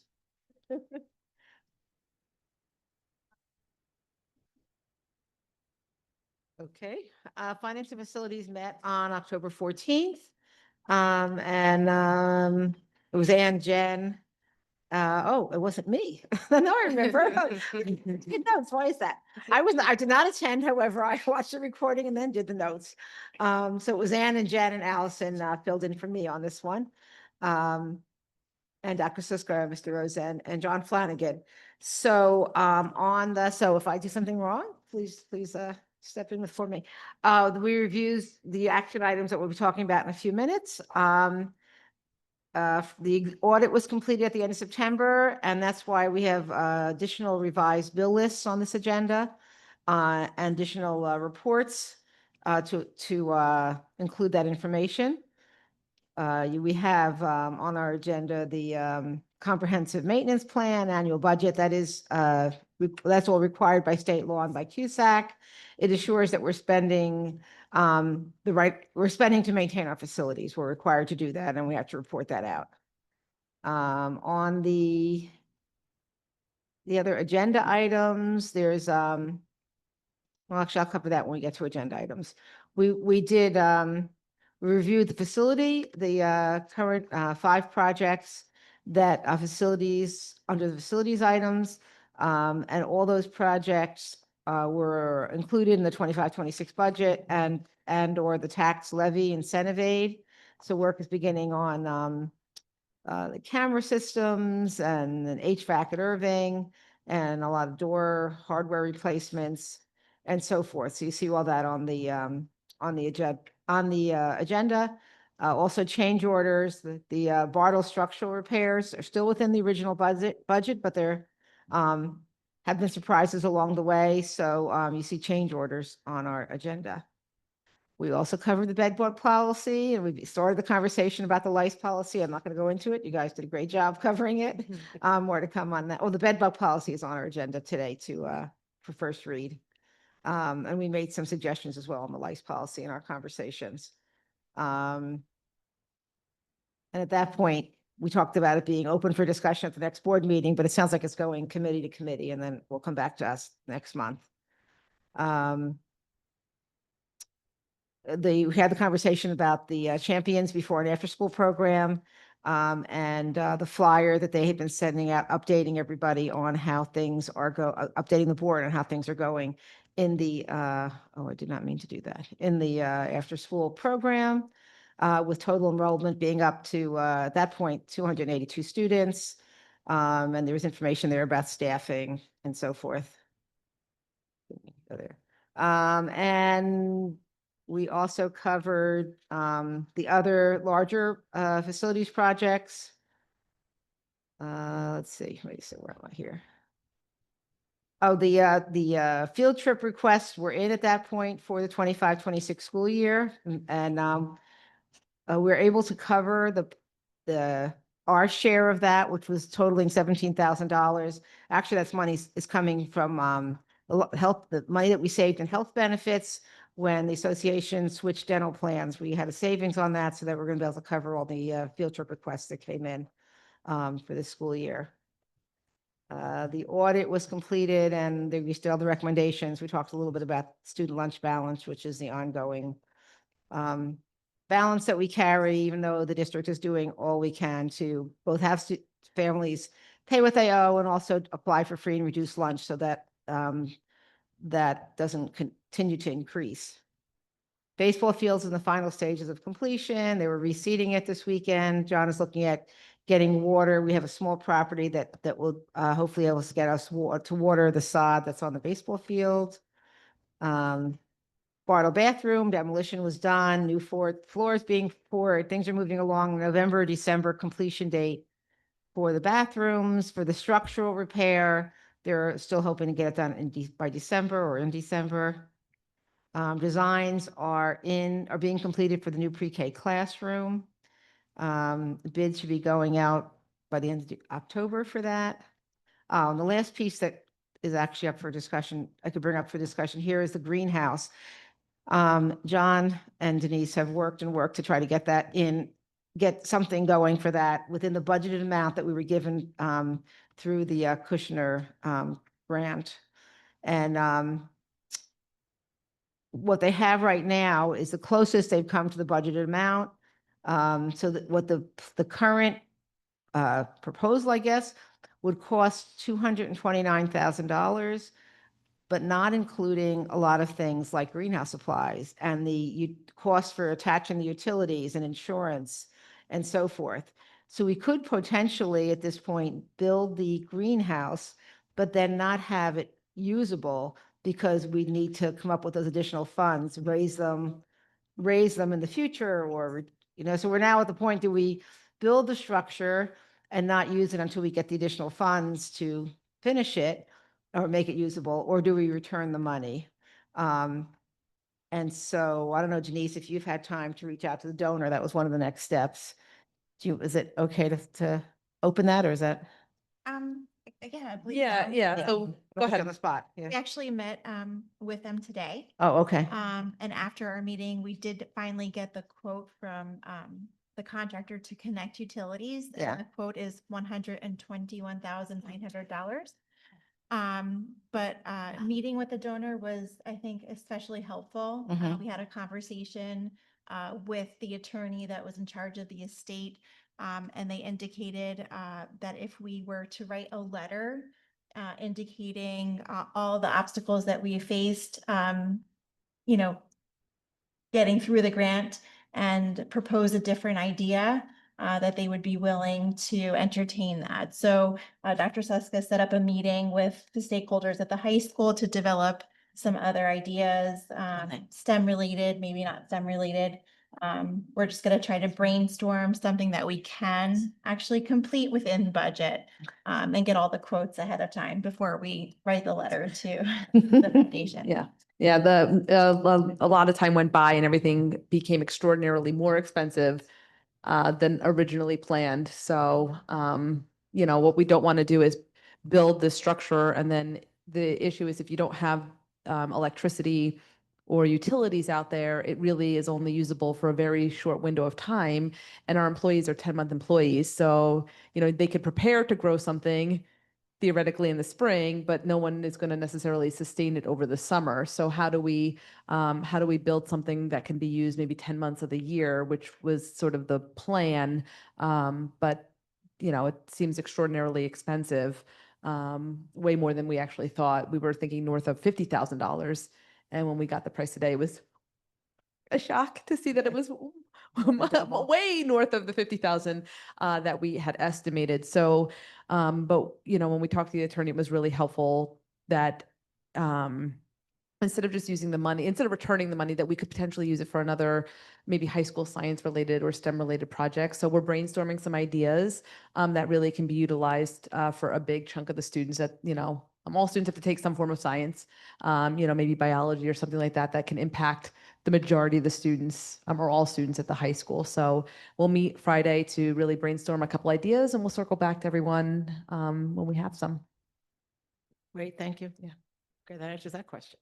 Yeah. Okay, I'm going to go on to the agenda, which is the finance facility action items, which is very lengthy, but see if we got it through here. So there are, as I mentioned, a lot of additional bill lists and treasurer's reports, board secretary's reports, because we went back because of the audit that was done and the updating of all the information. So that's really items 1 through 6, 7 are the typical reports, and additional ones covering July. Where are we? Some of them covering as of July and then all the way through the end of October on our Board of Ed certifications. There's budget transfers, travel and related expenses, contractors for professional and related services, CPR training, just kind of skimming down neurodevelopmental specialists, some additional people we can call on when those reports are needed. Wellsprings to do some presentations on vaping for 8th and 9th graders, continuing the work with Edify. And then for professional development, we have, again, Jana Lee Consulting to work on what work that they've been doing. Tier 1 instruction, Tier 1 instruction particularly. IXL, training the administrators for that. Some presentations on artificial intelligence for our staff. We have a request to approve an out-of-district tuition for an Edison student. For a student here to attend school in Edison. We have 2 McKinney-Vento contracts are on our agenda, and some, if number 14 is bedside instruction, and there's a small change on C under number 14, that should say October 3rd, 2025. as the effective date for student C. And then we have what I mentioned, that comprehensive maintenance plan and budget that we're required to submit to the state. There's a preschool operational plan submission, which would be similar to what we're doing now. Number 17, the projected enrollment for pre-K will go in at an additional 15 students. So we have 90 currently now projected each year. And because of the pre-K classroom that we're going to be adding at Irving, we will be able to increase it to 105 students. We don't yet have those reports, but they are going to need to be sent out before we meet again. So that's why that's on our agenda now. Upgrades to the security system. That is the camera integrations and installations at the middle school, high school. Number 19 is the non-public school transportation costs, the reimbursement for those costs, the reserve balances for non-public school transportation, acceptance of the extraordinary special ed aid that was in the amount of $1,064,007.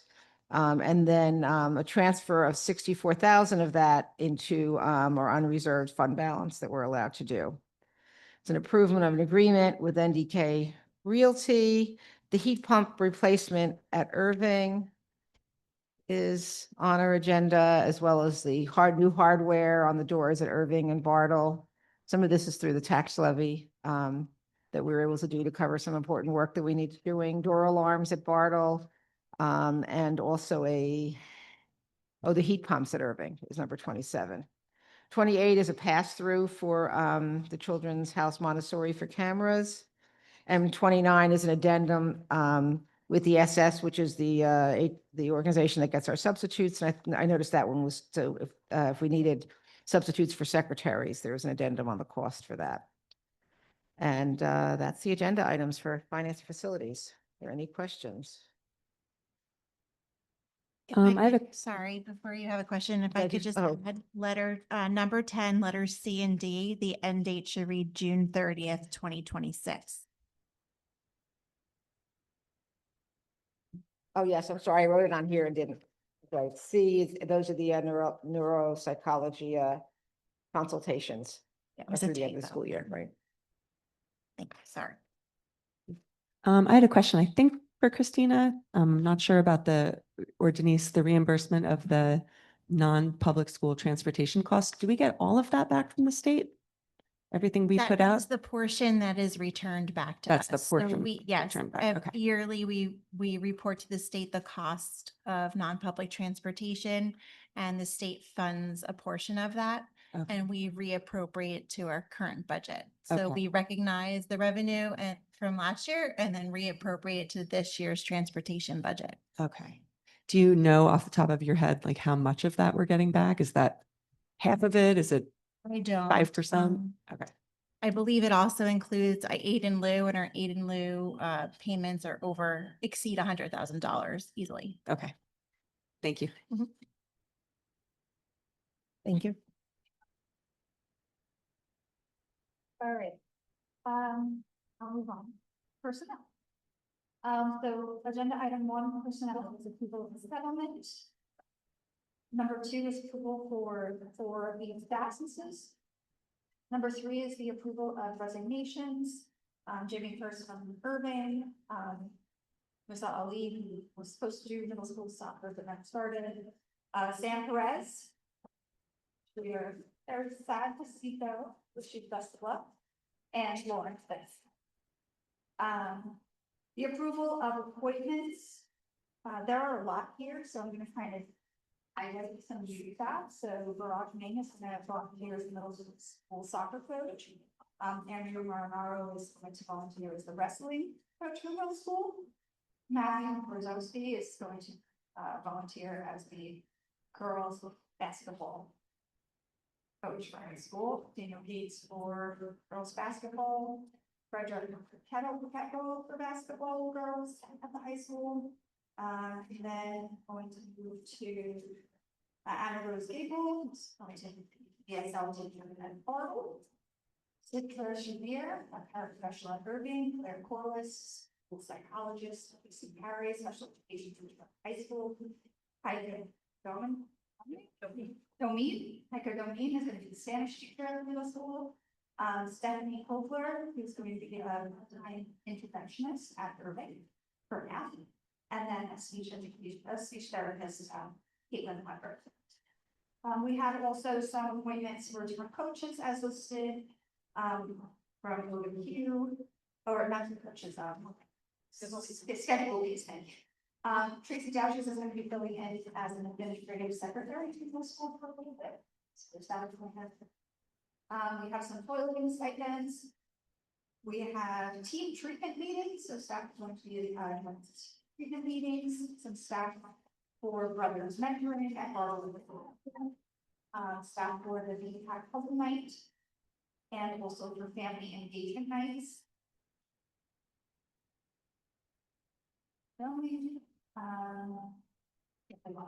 Thank you very much. Academic advisors for the middle school. This is going to be able to find specialists at the middle school as well. We have some translators for our VPAC nights. And we have a freshman advisor, Ms. Paxton. Ms. Carter's going to do the WISE Connection Advisor at the middle school, and Ms. Michael Spino. We have some teacher leaders. So Ms. Gappa, Ms. Claremont, Presley. Sean Harrison is going to continue with the family liaison, Teachers Line. We have some staff for the Bilingual Parents Advisory Committee night. Number 5 is the approval of 2 transfers to staff. Number 6 is the approval for handling care training for staff. We're going to engage in that training. Number 7 is approval for professional development presenters and presentation hours as listed. Some information on what building assessments, learning outdoors, power hour, digital Zen. Find your piece in your Google Drive and Gmail. I need that. Yeah, me too. That's my fault. Can I join that one? Trusty, I'm coming. Teaching practices, spiraling, curriculum. There's a bunch here. So many things to our staff members to provide those activities to them. PD Academy, PTA. There's also going to be, for number 8, 2 independent study program supervisors. And then for number 9 is the approval of administrator training, and these administrators will be attending a training for IXL. And that is it for personnel.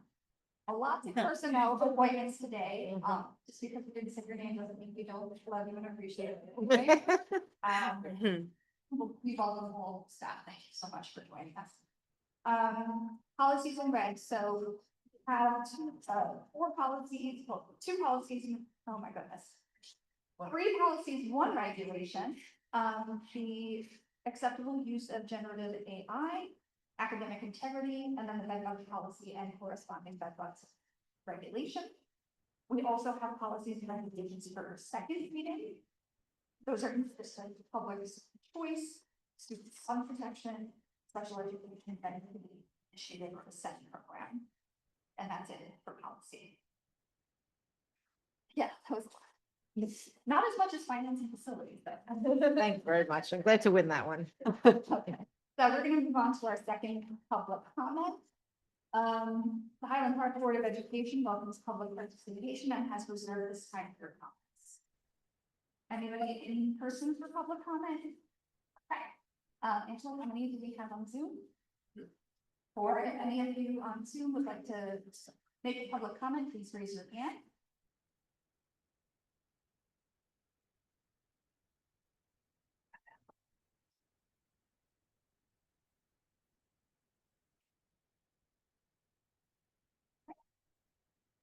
All right, and with no hands raised, we're going to close the budget with public comments. We will start now with our board action items for president. I move items 1 through 7. Second. Dr. Beatty, Abstain from 7, and yes for everything else. Ms. Cassel Dunn. Yes. Dr. Coleman. Yes. Ms. Prus. Yes. Dr. Schoolman. Yes. Ms. Stanio. Yes. Ms. Vardaman. Yes. Ms. Voorhees. Yes. Finance and facilities. I move items 1 through 29 with those read-in, just those changes. On number 10, where it was C and D should say 2026. And number 14, letter C should be 2025. Second? Dr. Beatty. Yes. Ms. Cassel Dunn. Yes. Dr. Coleman. Yes. Ms. Prus. Yes. Dr. Schoolman. Yes. Ms. Stanio. Yes. Ms. Vardaman. Yes. Ms. Voorhees. Yes. Okay, for personnel, I'd like to move numbers 1 through 9. Second. Dr. Beatty. All right, get ready for this. I'm abstaining from 4H.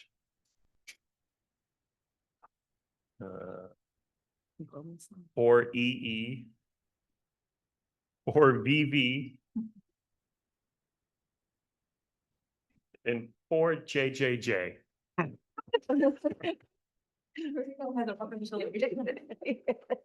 And yes, to everything else. Okay. Sorry. Ms. Cassel Dunn. Yes. Dr. Coleman. Yes. Ms. Prus. Yes. Dr. Schoolman. Yes. Ms. Stanio. Yes. Ms. Vardaman. Yes. Ms. Voorhees. Yes. Oh, that's me. Policy. All right, for policy, I'd like to move numbers 1 and 2. Second. Dr. Beatty. Yes to all. Ms. Cassel Dunn. Yes. Dr. Coleman. Yes. Ms. Prus. Yes. Dr. Schoolman. Yes. Ms. Stanio. Yes. Ms. Vardaman. Yes. Ms. Voorhees. Yes.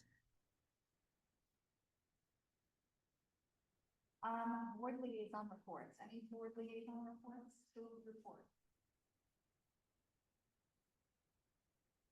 Okay. President's report. Oh, did you have something? No, were you gonna, I don't know where it goes. Were you gonna, mention about having gone to the school boards meet, the school board association's meeting?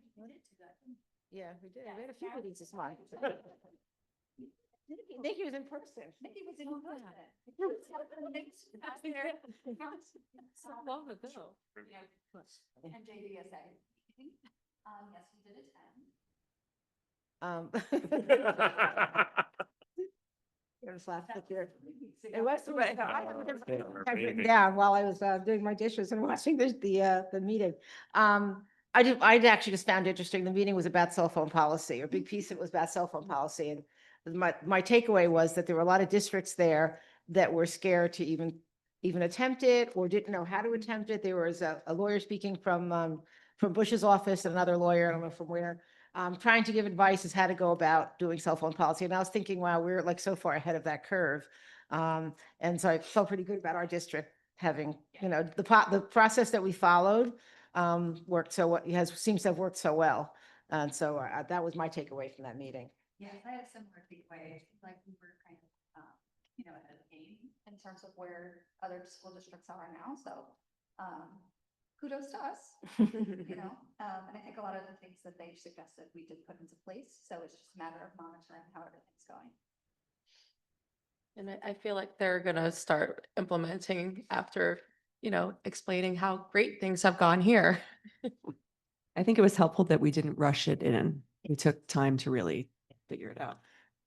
Did the governor ever do anything about the statewide policy about cell Hold phone? that for old business. Okay, I'll hold that for whole business. Holding it. All right, so, president's report, I have a questions report. So every year the board does a self-assessment, in which they rate themselves against, best practices and standards for school boards. This year's, self-assessment was updated, so it's a little bit different, the language is a little bit different. And so based on that assessment, at our last meeting during executive session, we discussed goals. And so we have now 2 new goals for the 25-26 school year. One of them is accountability for student achievement.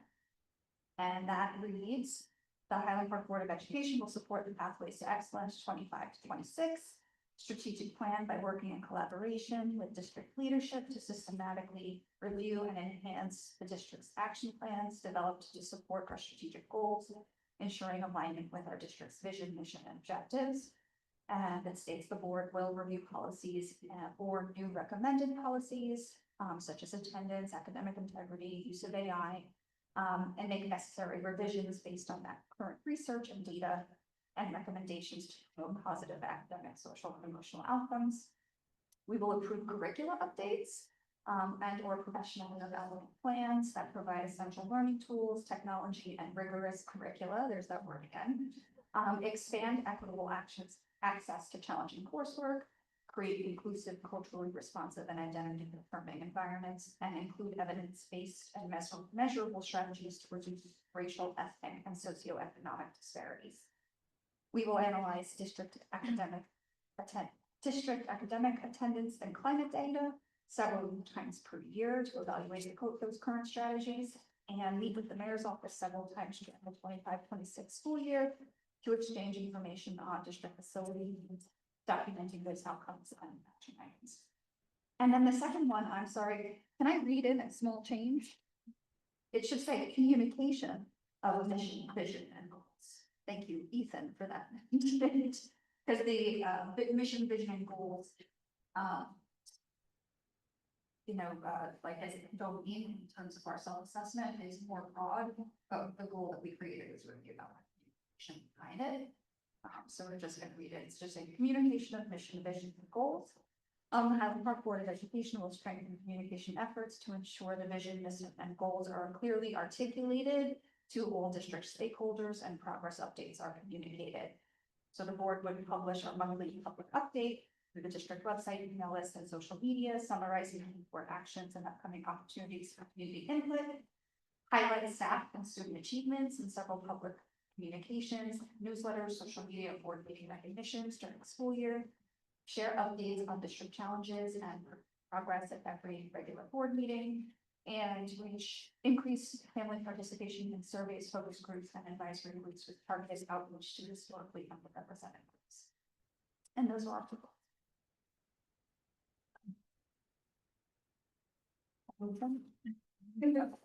I'd like to move the approval for the 2025-2026 Highland Park Board of Education goals. Second.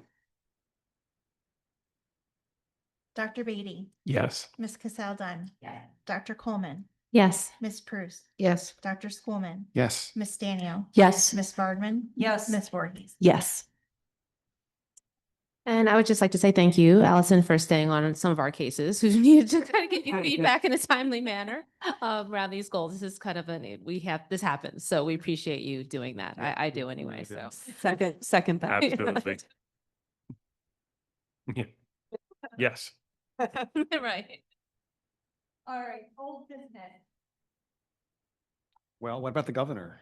So the people asking about the governor, if there's anything else. Legislation. No, the legislature's been out of session for months. They'll come back next week and I'll keep you updated. It's on our own. I do have something for old business. So back in August, the board approved the water grant to be submitted.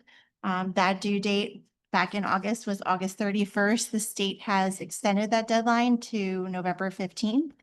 And during that time, October 21st, we were notified by the borough, by Middlesex Water Authority, that one of our water lines, service lines, is made out of galvanized steel, which has to be replaced by 2031. So John Flanagan and I are working very hard to submit a revised grant to the state by that November 15th, which actually is the 13th deadline. So I just wanted to inform the board. Thanks. I had a quick thing about the lice policy that I forgot to bring up earlier. We had mentioned giving out lice kits, like the nurse could give out lice kits to families that maybe might not be able to get that on their own. And I did happen to speak to one of the nurses who said that they don't have any. We had questioned, oh, I hope they're not expired. You know, we haven't talked about it in a while, but she didn't know anything about the lice kits and said they didn't have any. So I just wondered if we could reach out to the other nurses, and I don't know if we could supply some or So if we we need to get. did. Yeah, the nurses met around these policies, especially the regulations, because that's the way that they operate around these. A great discussion was had that Dr. Morlero led with the team. And essentially, from their perspective, they don't want to associate themselves with particular kits, because if the chemicals in there do anything, there's like a liability component on the district in terms of like what kits we're putting out, what if they're expired, what if they're used after an expiration or anything like that. So what they do is they give packets of information and then tell you where you can get kits, what they would recommend as kits, but as practice, as part of like their licensure, they don't give out kits. So that was shared in this meeting, and the entire medical team there, we're all in agreement on that. So I think some of the new nurses in the community that joined our community weren't aware of that. So some of our nurses that have been in the district for a little while kind of shared that information on this is the practice that we give. And so then they were all in agreement that they would follow that practice and understood the sort of liability of giving out kits that they don't necessarily know of the ingredients that are being put out there and associating themselves with up, because there's, I guess, many different kits, apparently, according to some of our nurses, that there's different kits. So it's not like just one type of kit to take care of lice. There's many different treatment options that are also included home remedy options and things like that. So that their best bet was just that they could give out literature on it, but not the kits themselves. Do we know if any other schools are doing this? Like, we used to do it. Right. So no schools are doing it now No for that schools are reason, doing because the liability is too great. Okay. Following up on that, having been through this a number of times, what about like knit combs though? Because there's no chemicals in that.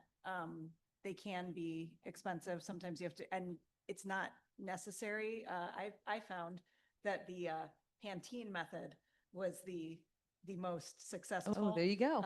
Instead of the chemical ones, and a knit comb Is the key. absolutely Yeah. key Yeah. to being able to do that.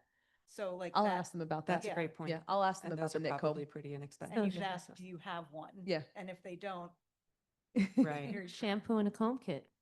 I can ask them about the, I'm not gonna have them give out shampoo or conditioner, but I will ask them Yeah. if they can give out knit combs. yeah. Knit combs. Yeah, I'll ask them about that. And I did want to find out, now that we don't have Rite Aid, where families can go in town to get this stuff if they wanted to. Especially if they have to walk. So I don't know if Superfresh carries it, and I'm not asking you guys to do that, but any of us, next time you're in Superfresh, maybe take a look and see if they have Or lice Unite. kits, knit comb, Night. or Unite, With a new health. the new pharmacy opening up. Careza, that's called. Is it open already? Okay. But that could be added to the information. Yeah. Yeah, package yeah. to find Yeah. that information out. Yep. Thank you. I had a question about cell phone policy. Would that be Definitely old business. business? So, we had a report from the middle school principal, Miss Brady, about the in the first couple of weeks, the decrease in bathroom passes. And I was wondering if, obviously it's too soon right now, but could we do a mid-year report on whether there has been a decrease in disciplinary actions, or like whether it's been the same, just kind of look at, have there been changes in the school environment, measurable, right? So the smart passes for the bathroom could be one, disciplinary issues. It would just be nice to kind of have a Yeah. mid-year update on how this is going. Yep. So our central leadership team met for their first time for their 4 meetings for the year, and we talked about tracking that data. So we're still reviewing the attendance data, the data around the cell phone policy, and things like that. So at the next meeting, each building staff will bring, the school leadership team will bring that data to the central leadership team to review, and we can report out on it. For the high school and the middle school. For all four buildings, even though Irving doesn't really have it, but we don't want to exclude them because they're part of it too. Well, but in attendance too. So what they do is they go around and we start our central leadership team meetings with a review of each building's school leadership team and what they're talking about. And then they have to bring data on those points to share with the committee that we talk and problem solve around. I was at Central Leadership Team and the initial reports are very positive. Yes. Right, it's not the data yet, which I think is also, it was Was talked about anecdotal, there. qualitative. Anecdotal, qualitative, it felt like it was a pretty smooth transition and they were seeing positive results. So that's certainly in the middle school continued to say that. Yeah, and thank you to a high school parent emailed saying, my kid was texting me and I think they're supposed to be in class. And I was like, oh, that's good. So we targeted what class that was and that we reinforced. They ratted out their. Yes, and so we reinforced with that particular teacher the need to use the little, how do you do holders?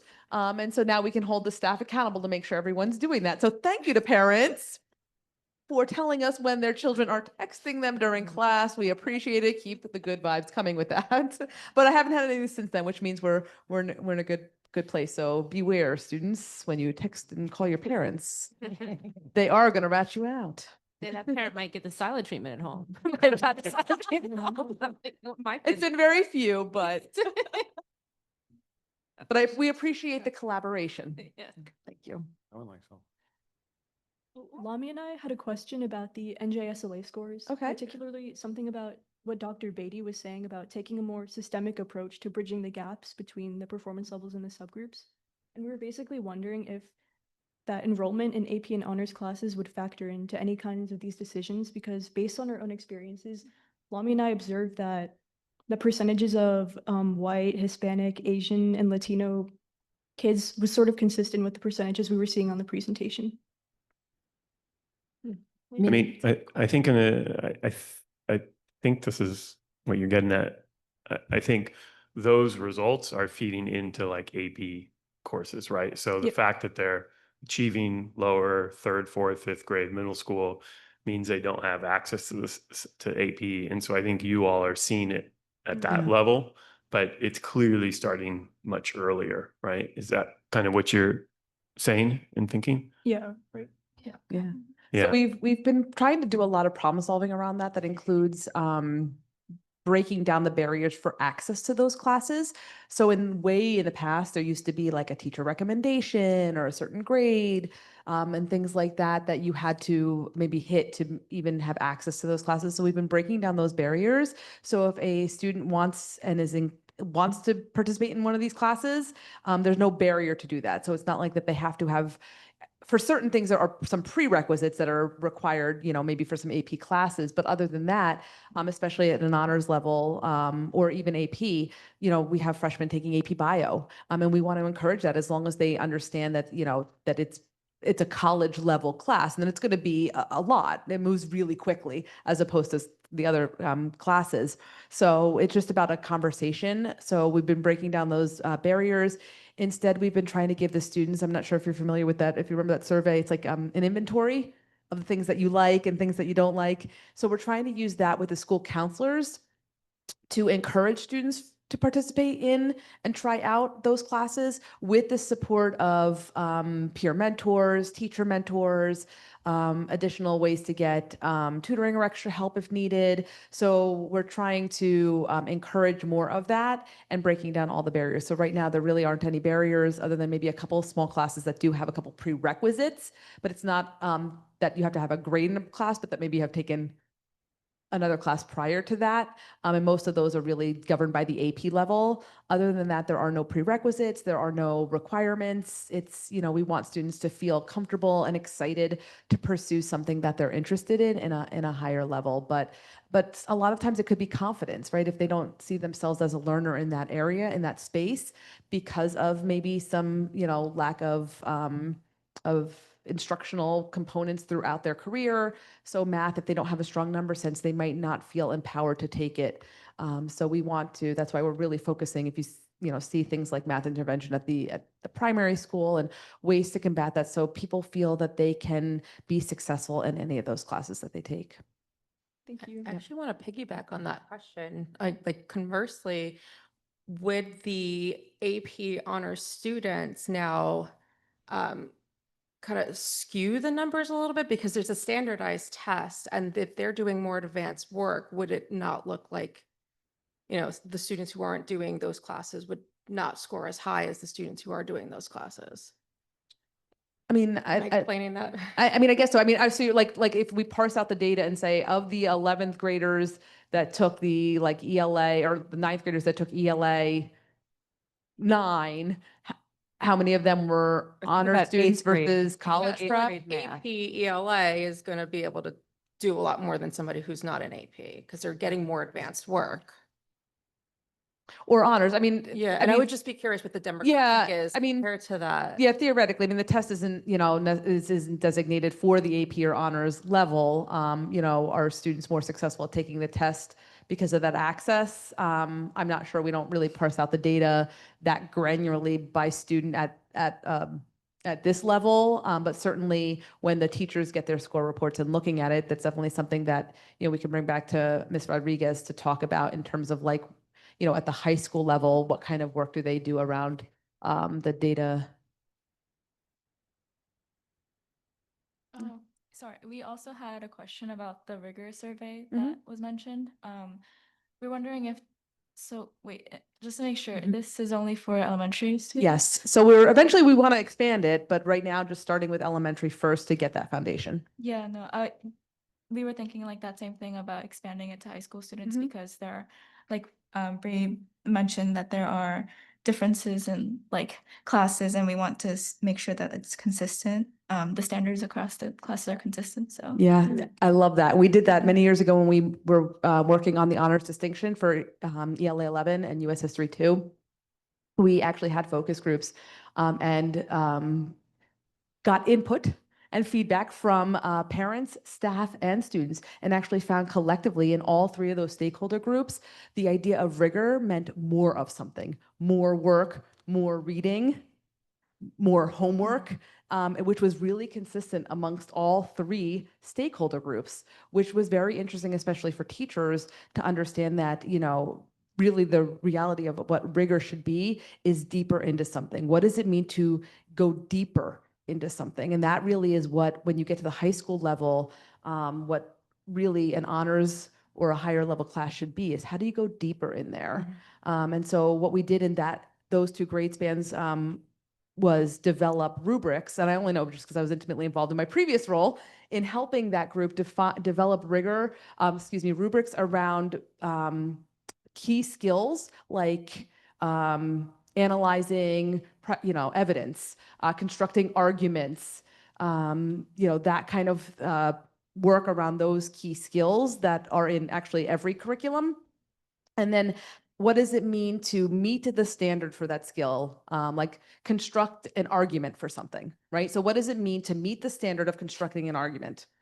And then what does it mean to go deeper into that? So if it means using primary evidence, but maybe going deeper is students finding their own primary sources versus being given primary sources or something like that. So it has been work that we've done. And I know in the past, we've been talking about expanding that sort of mindset around honors distinction to provide more access. So hopefully in the coming years, more work will come with that. Oh, yeah. We were Great also questions. Okay. wondering about Miss Paxton becoming the new advisor for the freshmen. Yes. We were just wondering how that would work since she would be taking on 2 advisor roles for the senior class and the freshman class.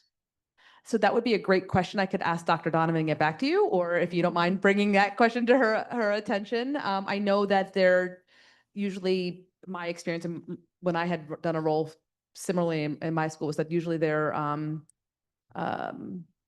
events are different, right? They run different events and different fundraising at different times. You might want to ask Dr. Donovan. I'm not even sure how many people applied. So if nobody else applied and Ms. Paxton volunteered, we'd love to have an advisor over no advisor. Again, I'm not sure if that's the case, but we might want to talk to Dr. Donovan and just get an idea of, if there were any applicants at all, and then how Ms. Paxton will be able to balance her time. But Ms. Paxton's like a superstar, so I'm sure she'll be just great at it. Thank you. Yep.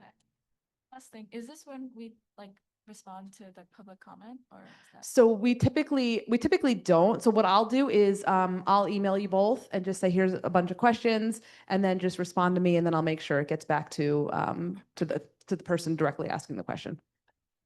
And can I just add another response to your initial question about the student differences you're noticing in the classrooms? Yeah. It reminds me of back in 2021, I had to pull up the email just to get the year. That's been that many years.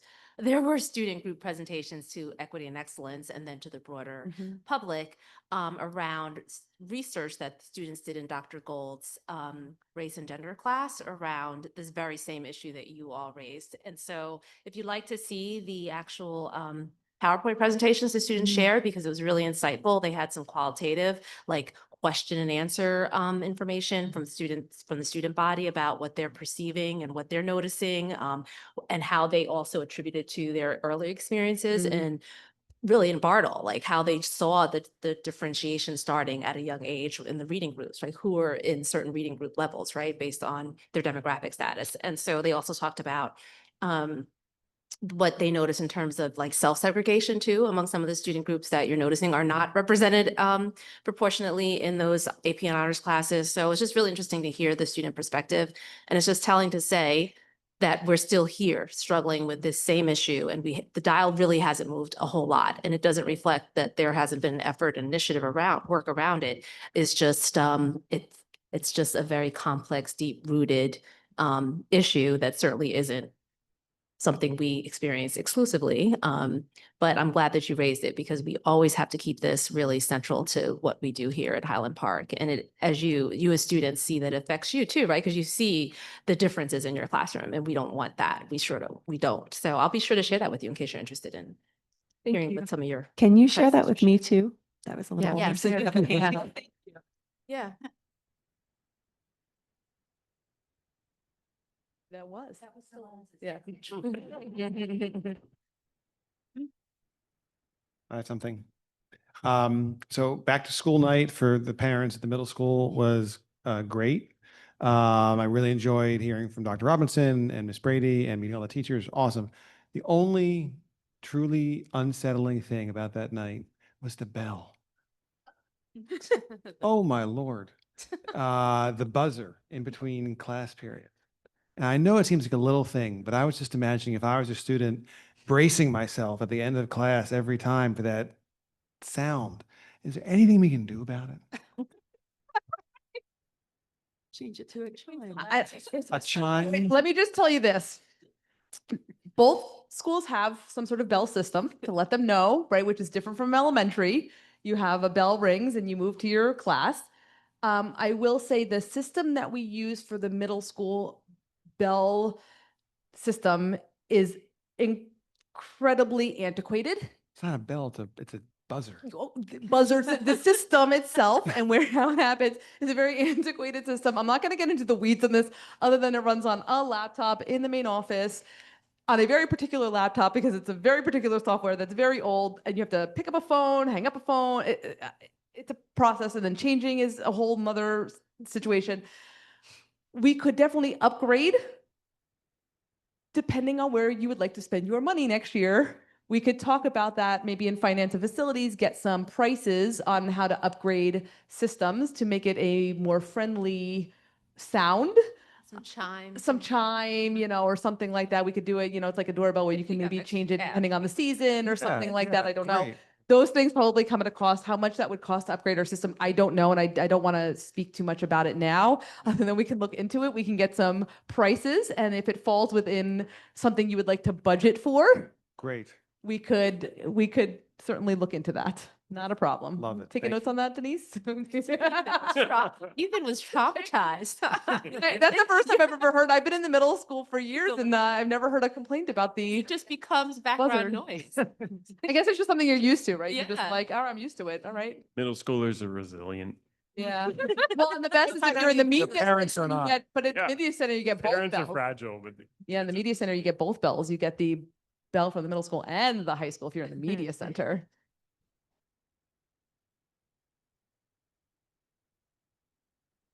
Yeah. It's just.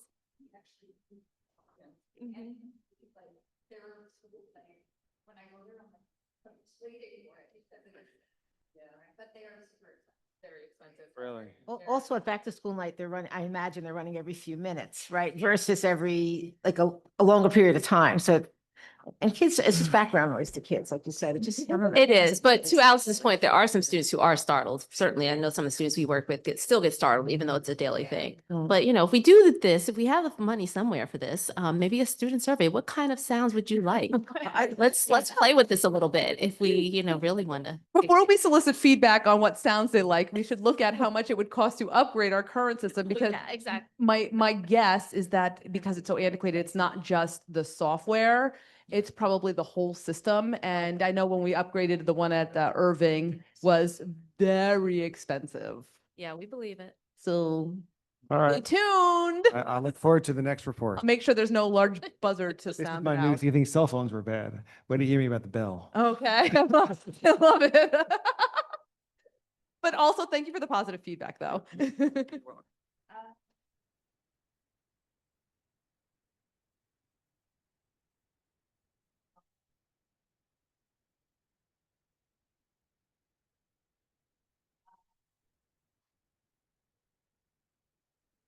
Yes, you don't need to see it. Yeah.